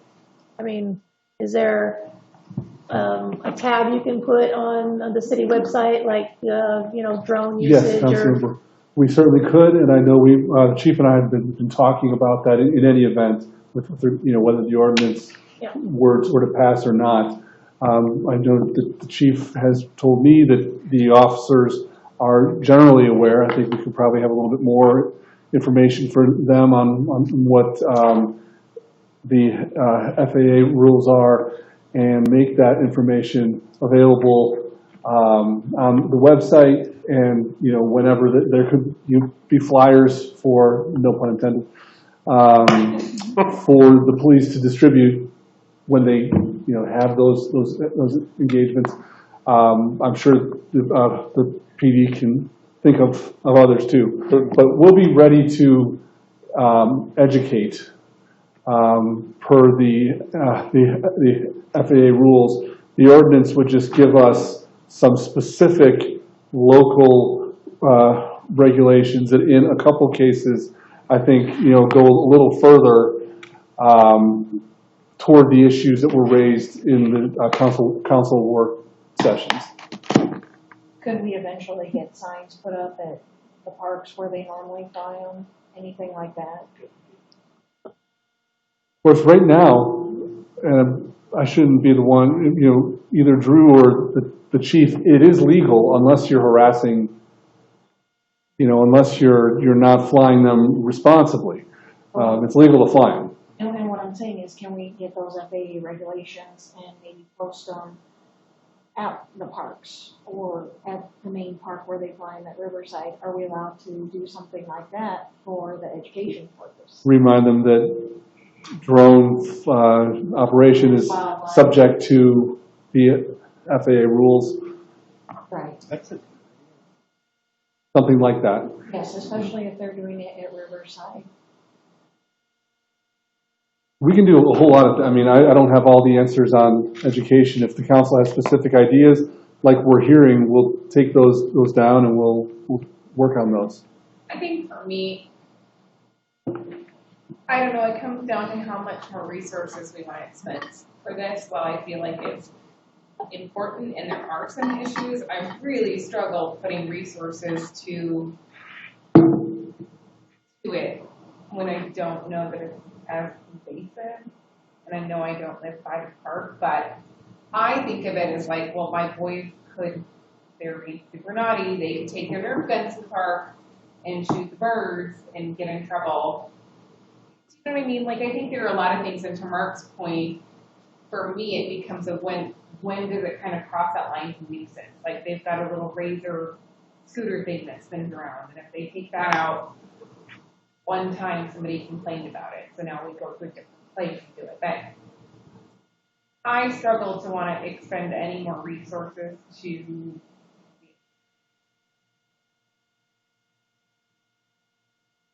Any other things, Chief? Thank you, Mayor. Any other council discussion?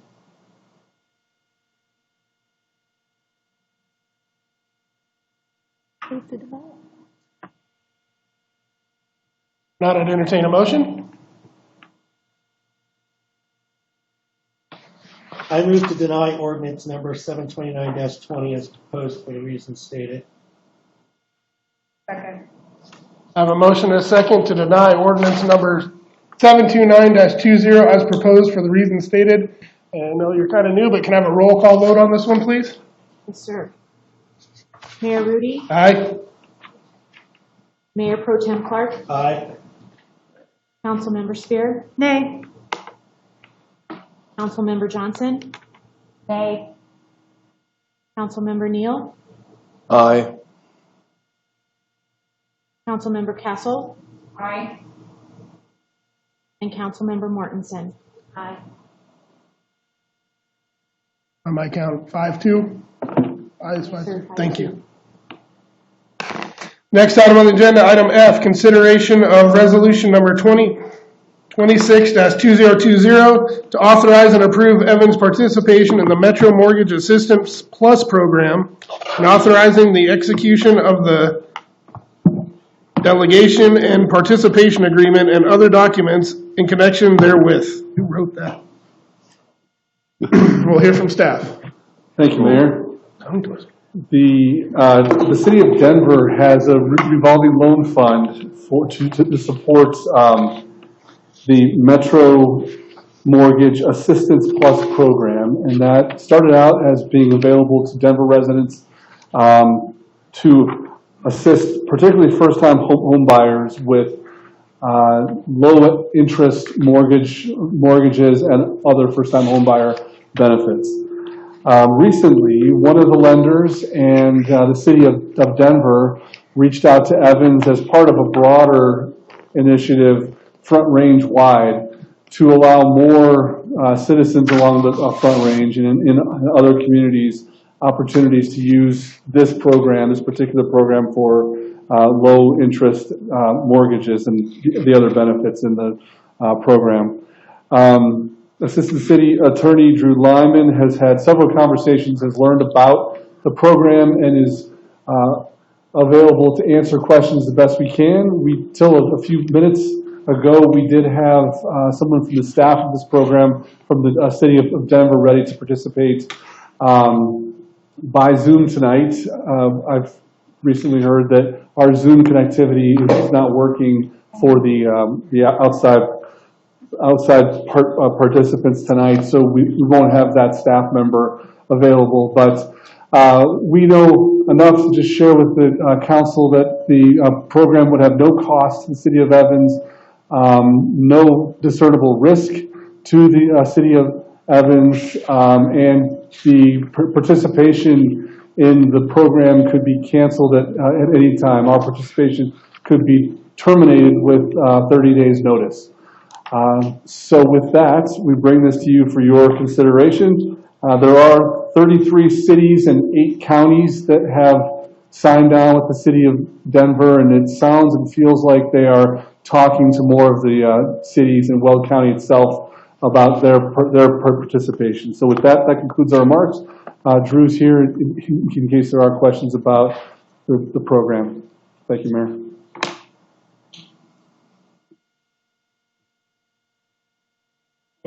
Comments? Okay, I think this is a great idea. I mean, I'm looking at what they can do to help people that may not normally be able to afford a home get into a home.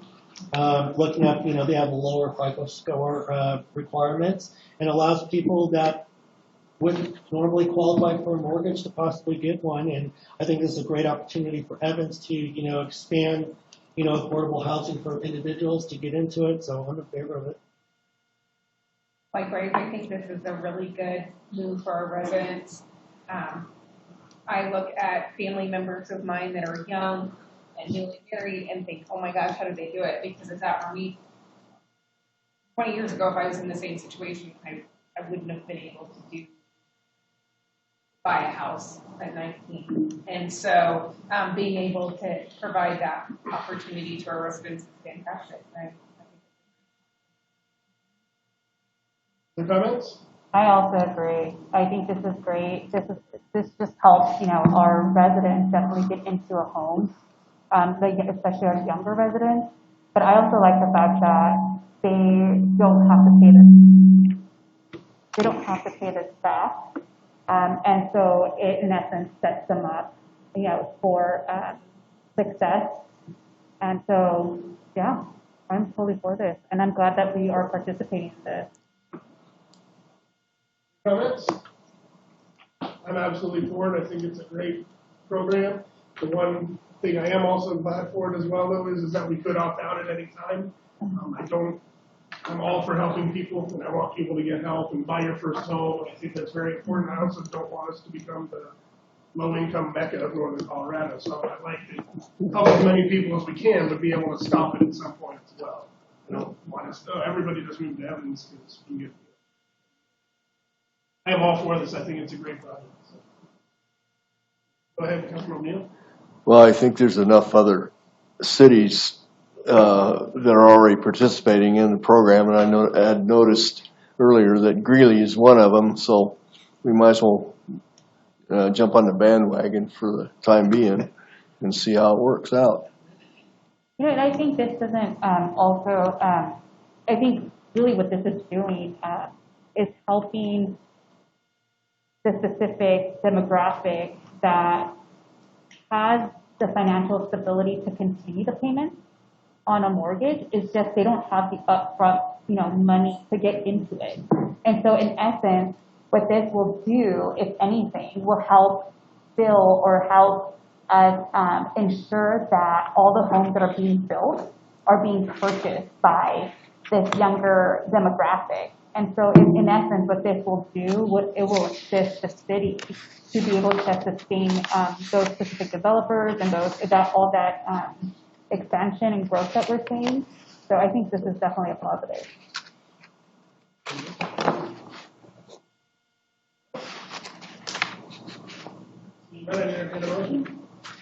I move to approve resolution number 26-2020.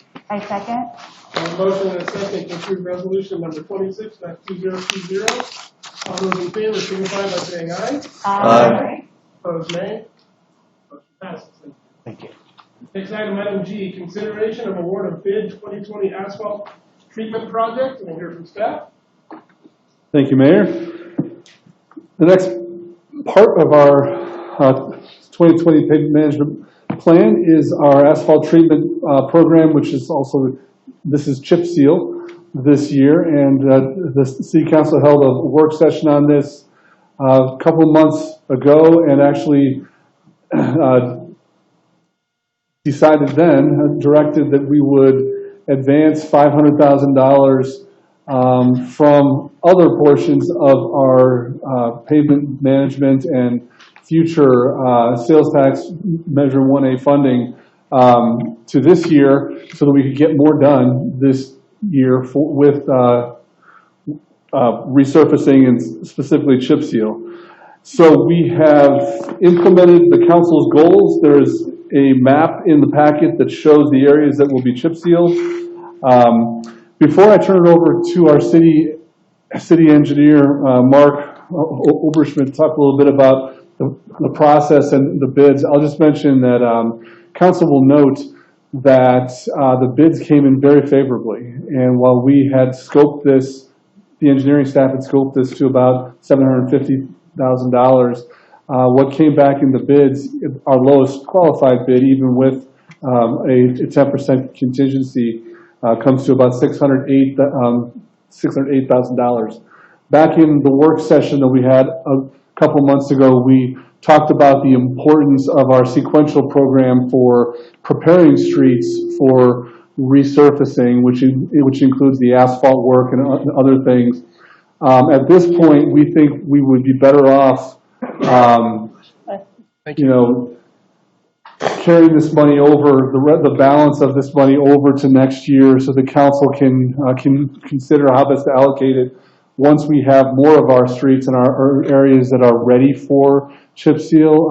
A savings like this could also help us with either the large project that we've talked about, which is the parking lot here at this building, to get that done next year. And there are also ways that this could help us in our current budget deficit situation as well. So I just wanted to give that kind of overview for why we're recommending that we stay with this plan for this year, even though it's costing us less. We know we have plenty of work to do in the future and options for using that money wisely. But with that, I'll turn it over to Mark, who can just review our process and bids for the chip seal program. Thanks, Jim. Good evening, Mr. Mayor, members of council. As usual, we put this out to bid, and we advertise it out regularly through BidNet and on the website. We only got 2 bidders, but these guys are the players that we've been working with over the last few years, and it's kind of a back and forth. The low bidder, Vance Brothers, came in at $553,000 and change, and A1 Chip Seal came in at about $646. And as Jim said, the numbers we had used as our unit cost were inflated slightly from this year, but we're seeing some reductions in cost right now because I think the contractors are hungry. And that's part of it. So we are getting some savings. We had savings on this project, well, potentially. We had savings on 47th Avenue, was below the engineer's estimate. We got another bid opening here in the next couple of days. We're hopeful to have some good numbers there as well. So there's money. The contractors are hungry and they want to work, and we want to give it to them because if we can develop the good relationships with good contractors, we can continue to have good contractors that want to come work for us. So these numbers are good numbers, I think. Leon did a really good job of looking around the city and getting his streets prepared.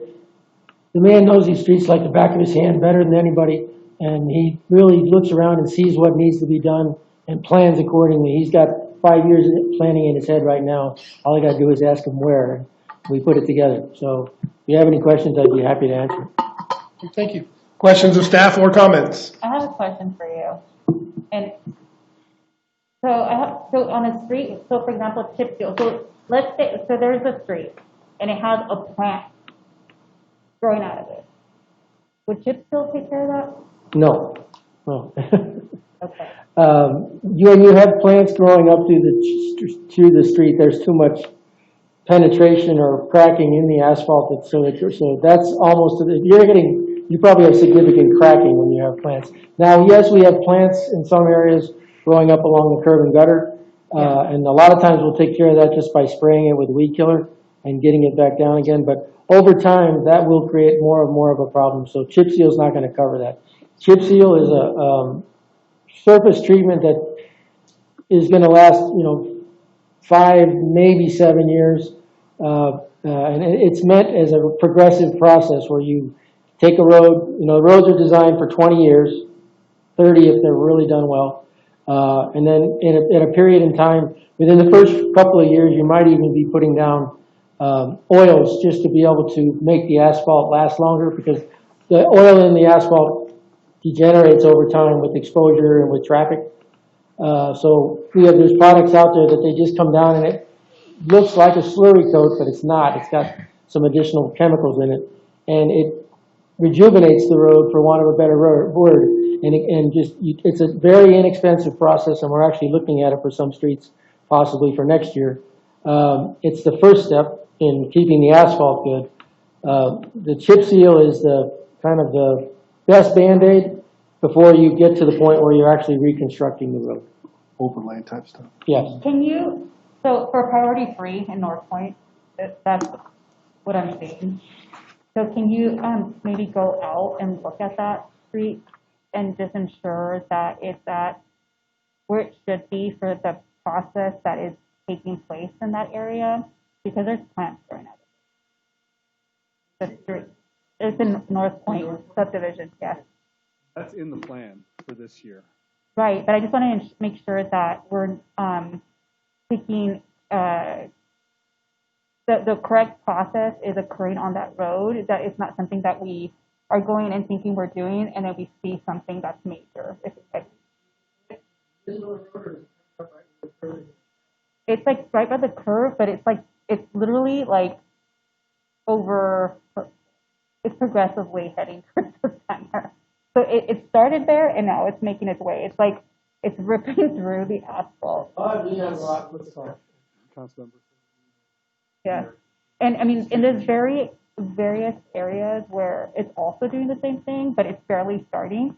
In one particular area, it's already, I mean, probably 3 feet out from the gutter, and then other areas you're probably looking at 6 inches. Yeah.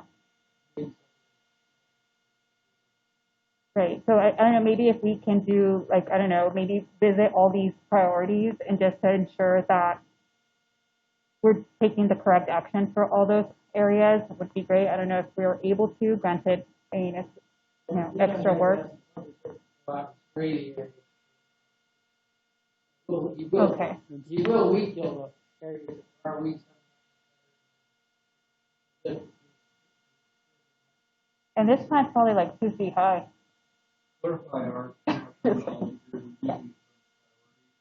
all of the areas that are all part of Right. I just want to ensure that. Might not be. Interesting that you would say that. Priorities and going out and taking a look. Because on your priority number 5, on your map, you still have Denver Street listed as a chip seal street, and it's been done.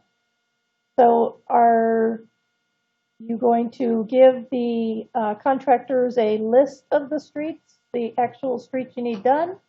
And so what happens when they come to Denver Street and they say, oh, well, that's already done? I mean, yeah, that's done. Priority 5 is pointing. Yeah, the 3rd Street over on 42nd Street. Yeah, that's done. We won't redo it. Well, what I'm saying is, so they show up and say it's done. I mean, are they going to move on to the next street? Or are they just going to chalk it off and bag the money? I mean. I know what you're saying. Fix another street if that one's Yeah, done. that's Which what one I are you doing want. next? I want them to, are you giving them a list of streets? So when they show up to Denver Street and it's already done, they say, oh, well, it shouldn't be on their list of streets to do. Right. There is a complete. Right, and if her street that has a weed coming up there cannot be done, then in North Point, then Yes. they need the alternative street to do. So are we able to kind of go and do a once over and then just ensure that all these roads that we're prioritizing this year are, yeah, thank you. Just because I think it would be only appropriate for us to ensure that we're really utilizing the time of the contractor appropriately and not sending them out to a road that is not ready for the action they're going to take.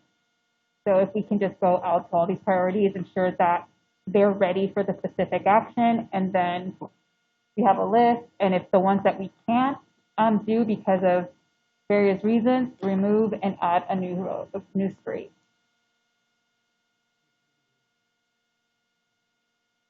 Other questions or comments?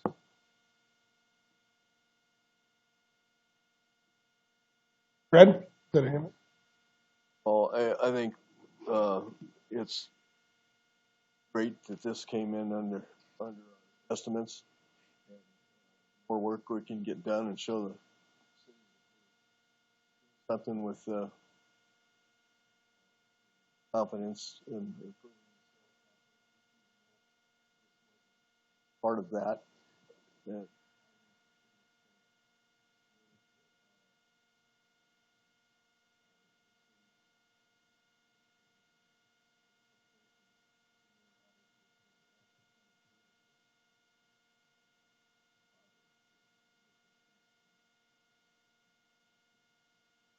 I just want to follow up with, I would like to know which street is going to be the alternative street on the east side, like Empire from,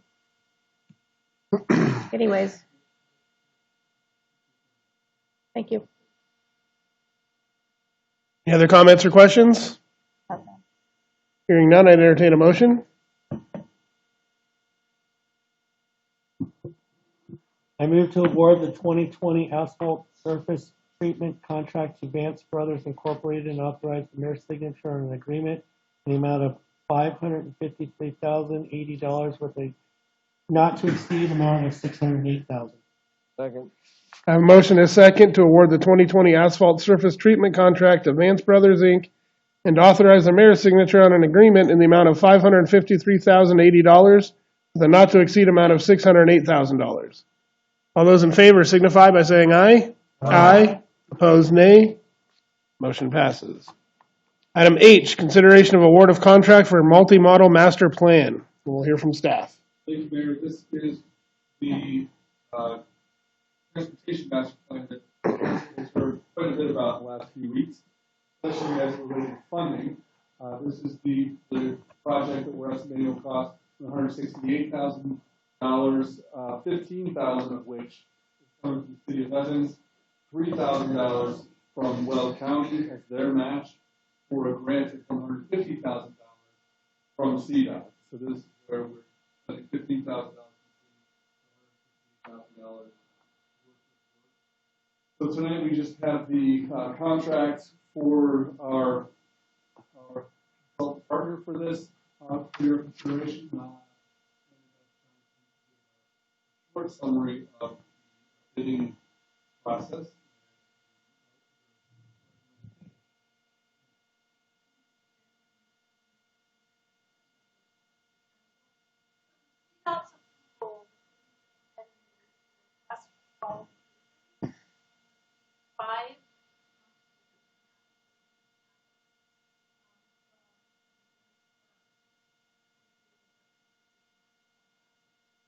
So again, this is a qualification based.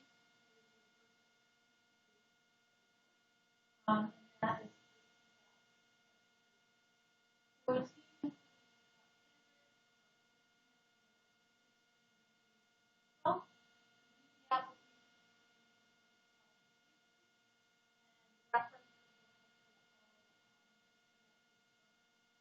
so the selection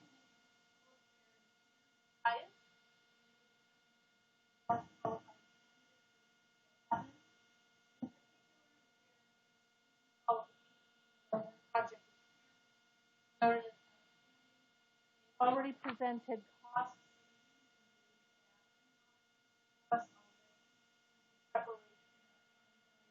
budget. They're looking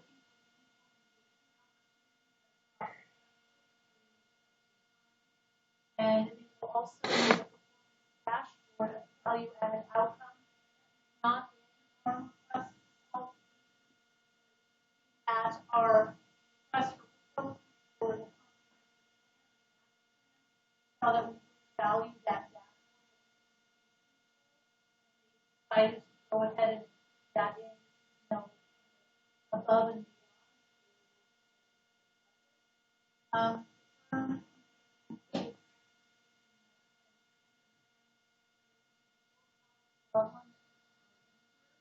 All of which are listed as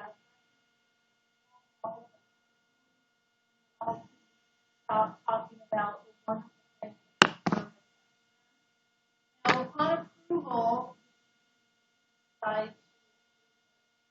staff will by the budget,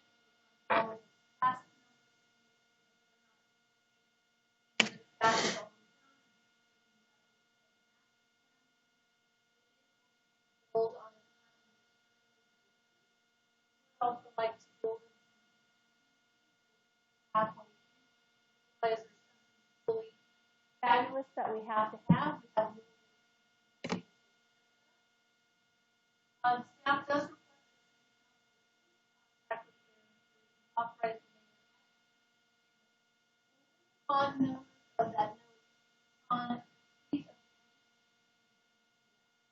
for execution tonight. That says that process.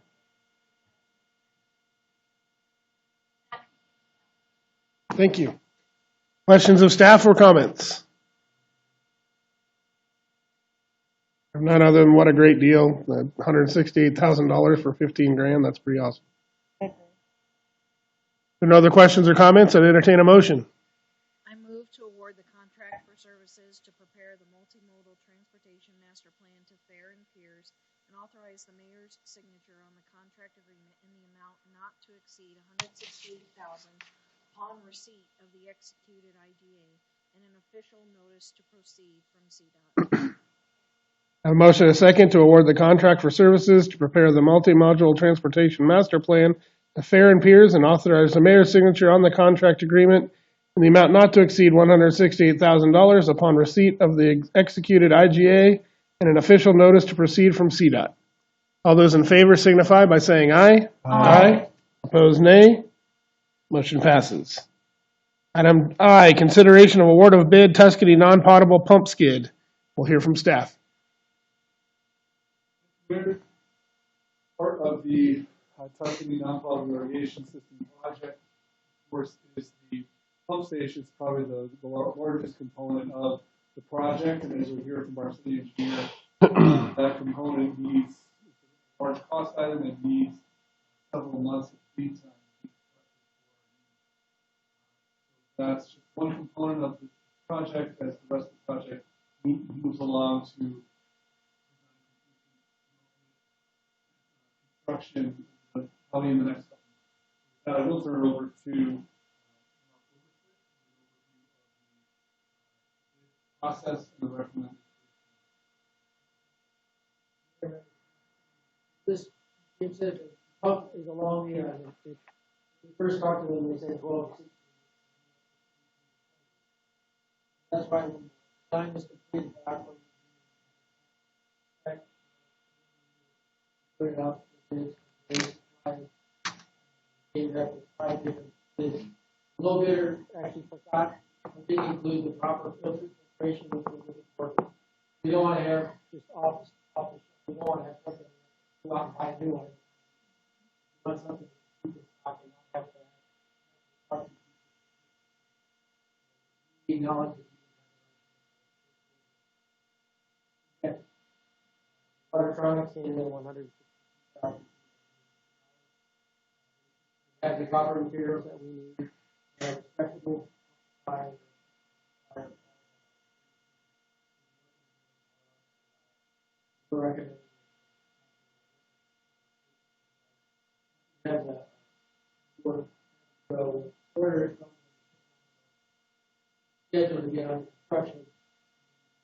Copy engineering is currently working on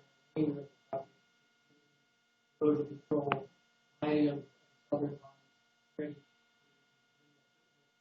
there in the fall.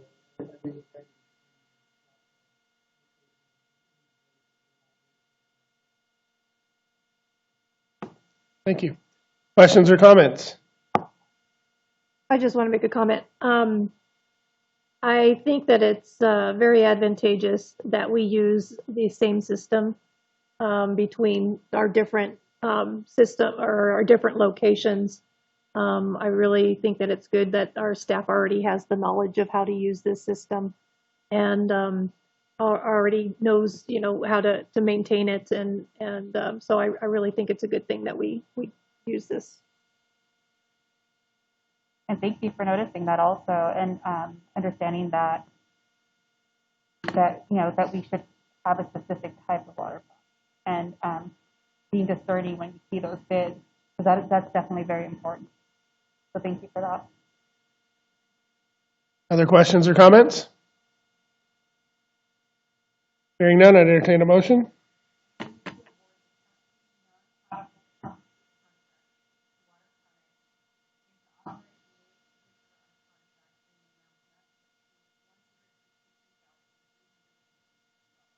I second. I have a motion and a second to award the Tuscany non-potable pump skid contract to Watertronics and authorize the mayor's signature on a contract in an amount not to exceed $162,383. All those in favor signify by saying aye. Aye. Opposed, nay. Motion passes. Thank you. Next item, item J, consideration of the 47th Avenue widening 23rd Avenue inspection and testing services contract. We'll hear from staff. Thank you, Mayor. Where these are two of our largest projects. Overlay. All of those will be either have been approved by council recently or will be in the next couple weeks as we get going with the 47th Avenue project, and which is for utilities this year, and 23rd Avenue road construction. It's vital that we have high quality inspection and materials testing on those projects, so to make sure we get quality projects that we can, especially when we're so this is a contract that I'll ask Mark to summarize that would supplement our staff so that we can have full-time coverage on all that kind of testing. We're building roads. Approximately half-time on the utilities project. Our staff is stretched on other projects, like you just heard about. Asphalt patching and concrete and all that. So with that, I will ask Mark to summarize anything I left out about the work and also the procurement process and recommended bid. For this, we had 8 different consultants proposed on it. Low bidder only proposed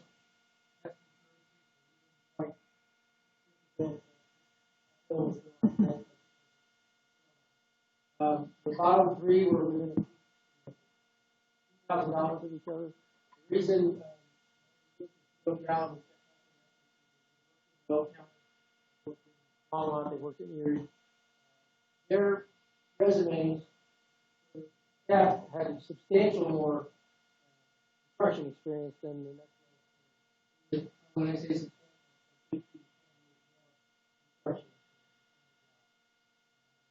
company is a small company, it's about 50 people.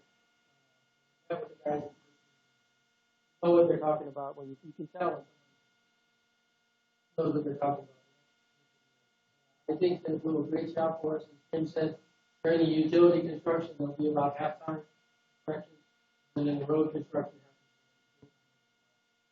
We have our pre-con meeting tomorrow morning, 47th Avenue. Will be there. City staff will be, at least on a daily basis, will be visiting each and every site. We'll be attending and running all the meetings that we have. Daily phone calls. Morning, they'll tell us what's going on.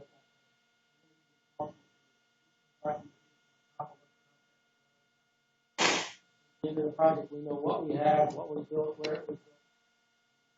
Proper documentation. Rick Picard will be the project manager for 47th Avenue. He's running here. More intricacies.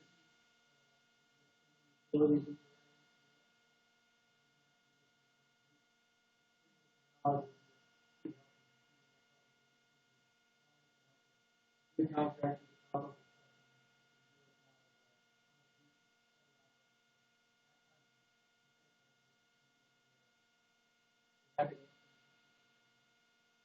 Questions of staff or comments? I just want to say that I appreciate you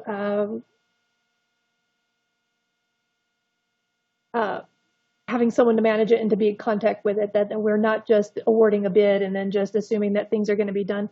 I'm also interested in the end result here. I think we already hire Roxol to do some of our management. And the design, yeah. Okay. I would like to see, how it goes with GeoCal and kind of have a comparison at the end on if you feel that they are, doing their job, and I would like to see them doing their job. So I'm just interested to see, because that's a pretty big difference. $40,000. I hope that we get our money's worth and they do a good job. Well, and you guys managing it. Yeah, I know. I don't think I included it, but I actually look at hours more than I look at the dollars. Mm-hmm. And I know you guys look at the dollars, but billing rates are variable between firms, and the bigger the firms are going to have the higher billing rate, less hours for the same amount of money. GeoCal had, I don't remember off the top of my head, but they did have a pretty good amount of hours above and beyond what the other firms had. Good. They're going to be there, and this is one gentleman who's going to be got almost 5 years. That's telling you a lot, because they know what's going on. They've actually watched it get built, and in some cases. And I guess kind of where I'm going with that is, the 37th Street was kind of a slow project, and I just hope that we have really good management with it. So with the new project that we have. We're already out in front of the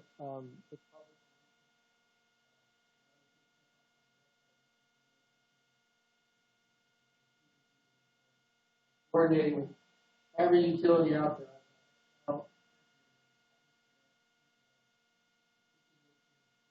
Good. And I guess that's kind of what I'm happy to hear, because I know our 65th Avenue project, that kind of management was kind of left on the wayside. So I just I'm happy to hear that you guys are being proactive with this. On a lighter note, exactly what's happening with the tailgate meetings? I mean, is that you guys aren't like having potlucks and no, I'm just tailgating. All right, I just thought I'd lighten it up a little bit. Maybe at the end of the project, we'll have to take that part. No, but thank you for looking at the billable hours, because I think with any project, that's very important, because if they have the low end of billable hours, but yet they are charging you X amount, that means that they're just speeding through it, and not the quality of work may not be there. But also on the flip side, if they have an extended amount of billable hours, then it's like, what's going on too? Because there's a potential of coming back for more money. But the simple fact that you're looking at that's great. And also seeing that they're doing what they should be doing and ensuring that the project is getting done and timely. That is definitely very important. So thank you for that. Councilmember Neal. Mark, you answered part of my question, but you're not getting any back then from the utilities.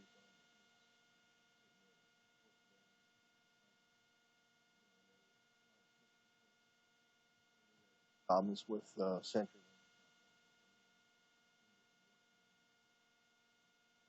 Well, they're not moving as fast as I like, but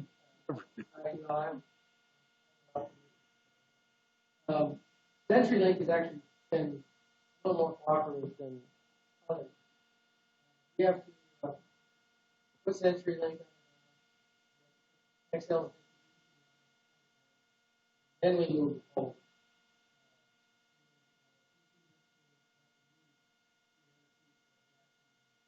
Out of the road.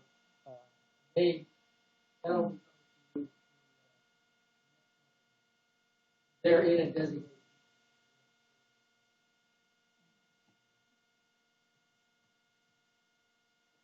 Other questions or comments? Hearing none, I entertain a motion.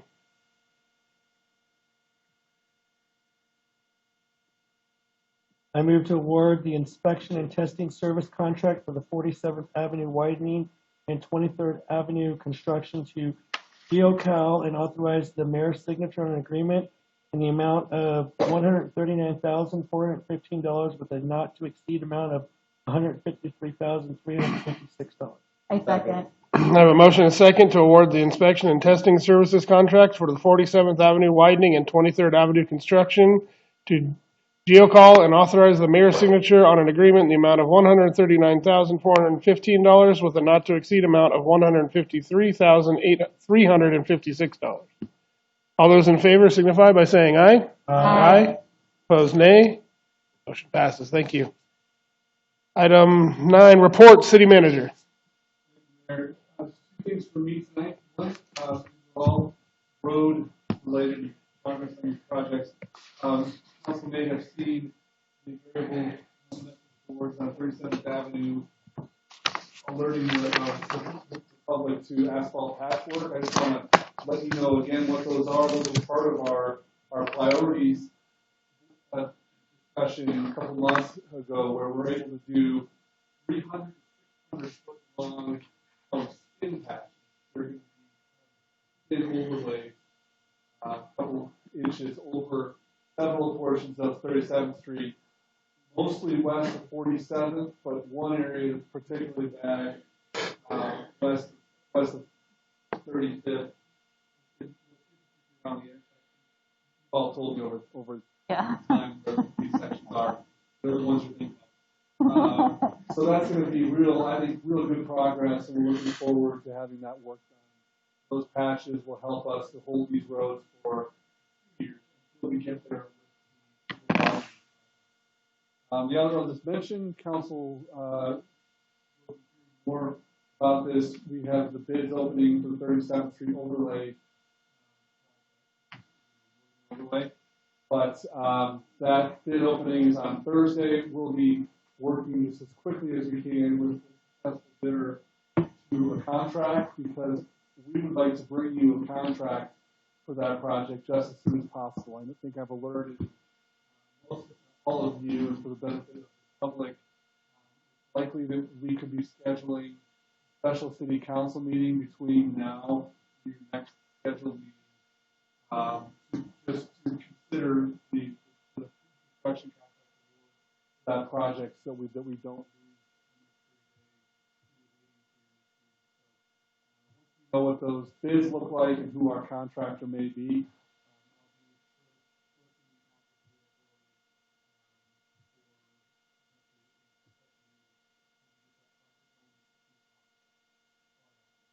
Thank you, Jim. City Attorney.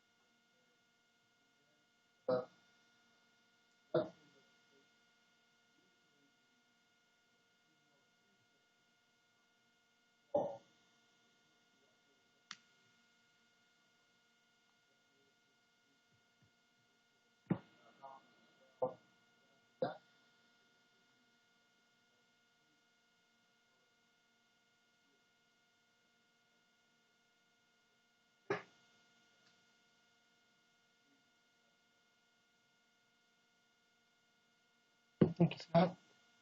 Next item on the agenda is audience participation. Is there anyone in the audience or virtually that would like to address City Council on any item? Seeing none, meeting adjourned. So Jim, did anybody get your mail? I know. Our previous city clerk would make sure that our mail was at our desk.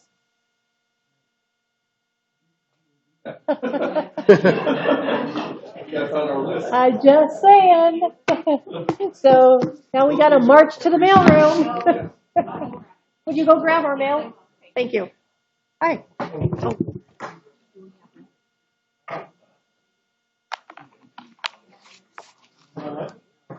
Oh, yeah.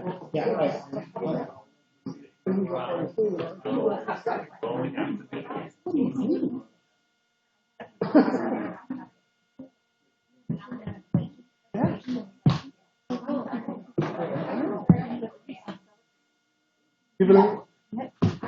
How are you? I'm good. How are you? Good. I don't know how you normally do this, but Like that, and I come bring it all back to you. okay. So these two are the exact same, Yep. and your signature is right behind there. All right. Thank you.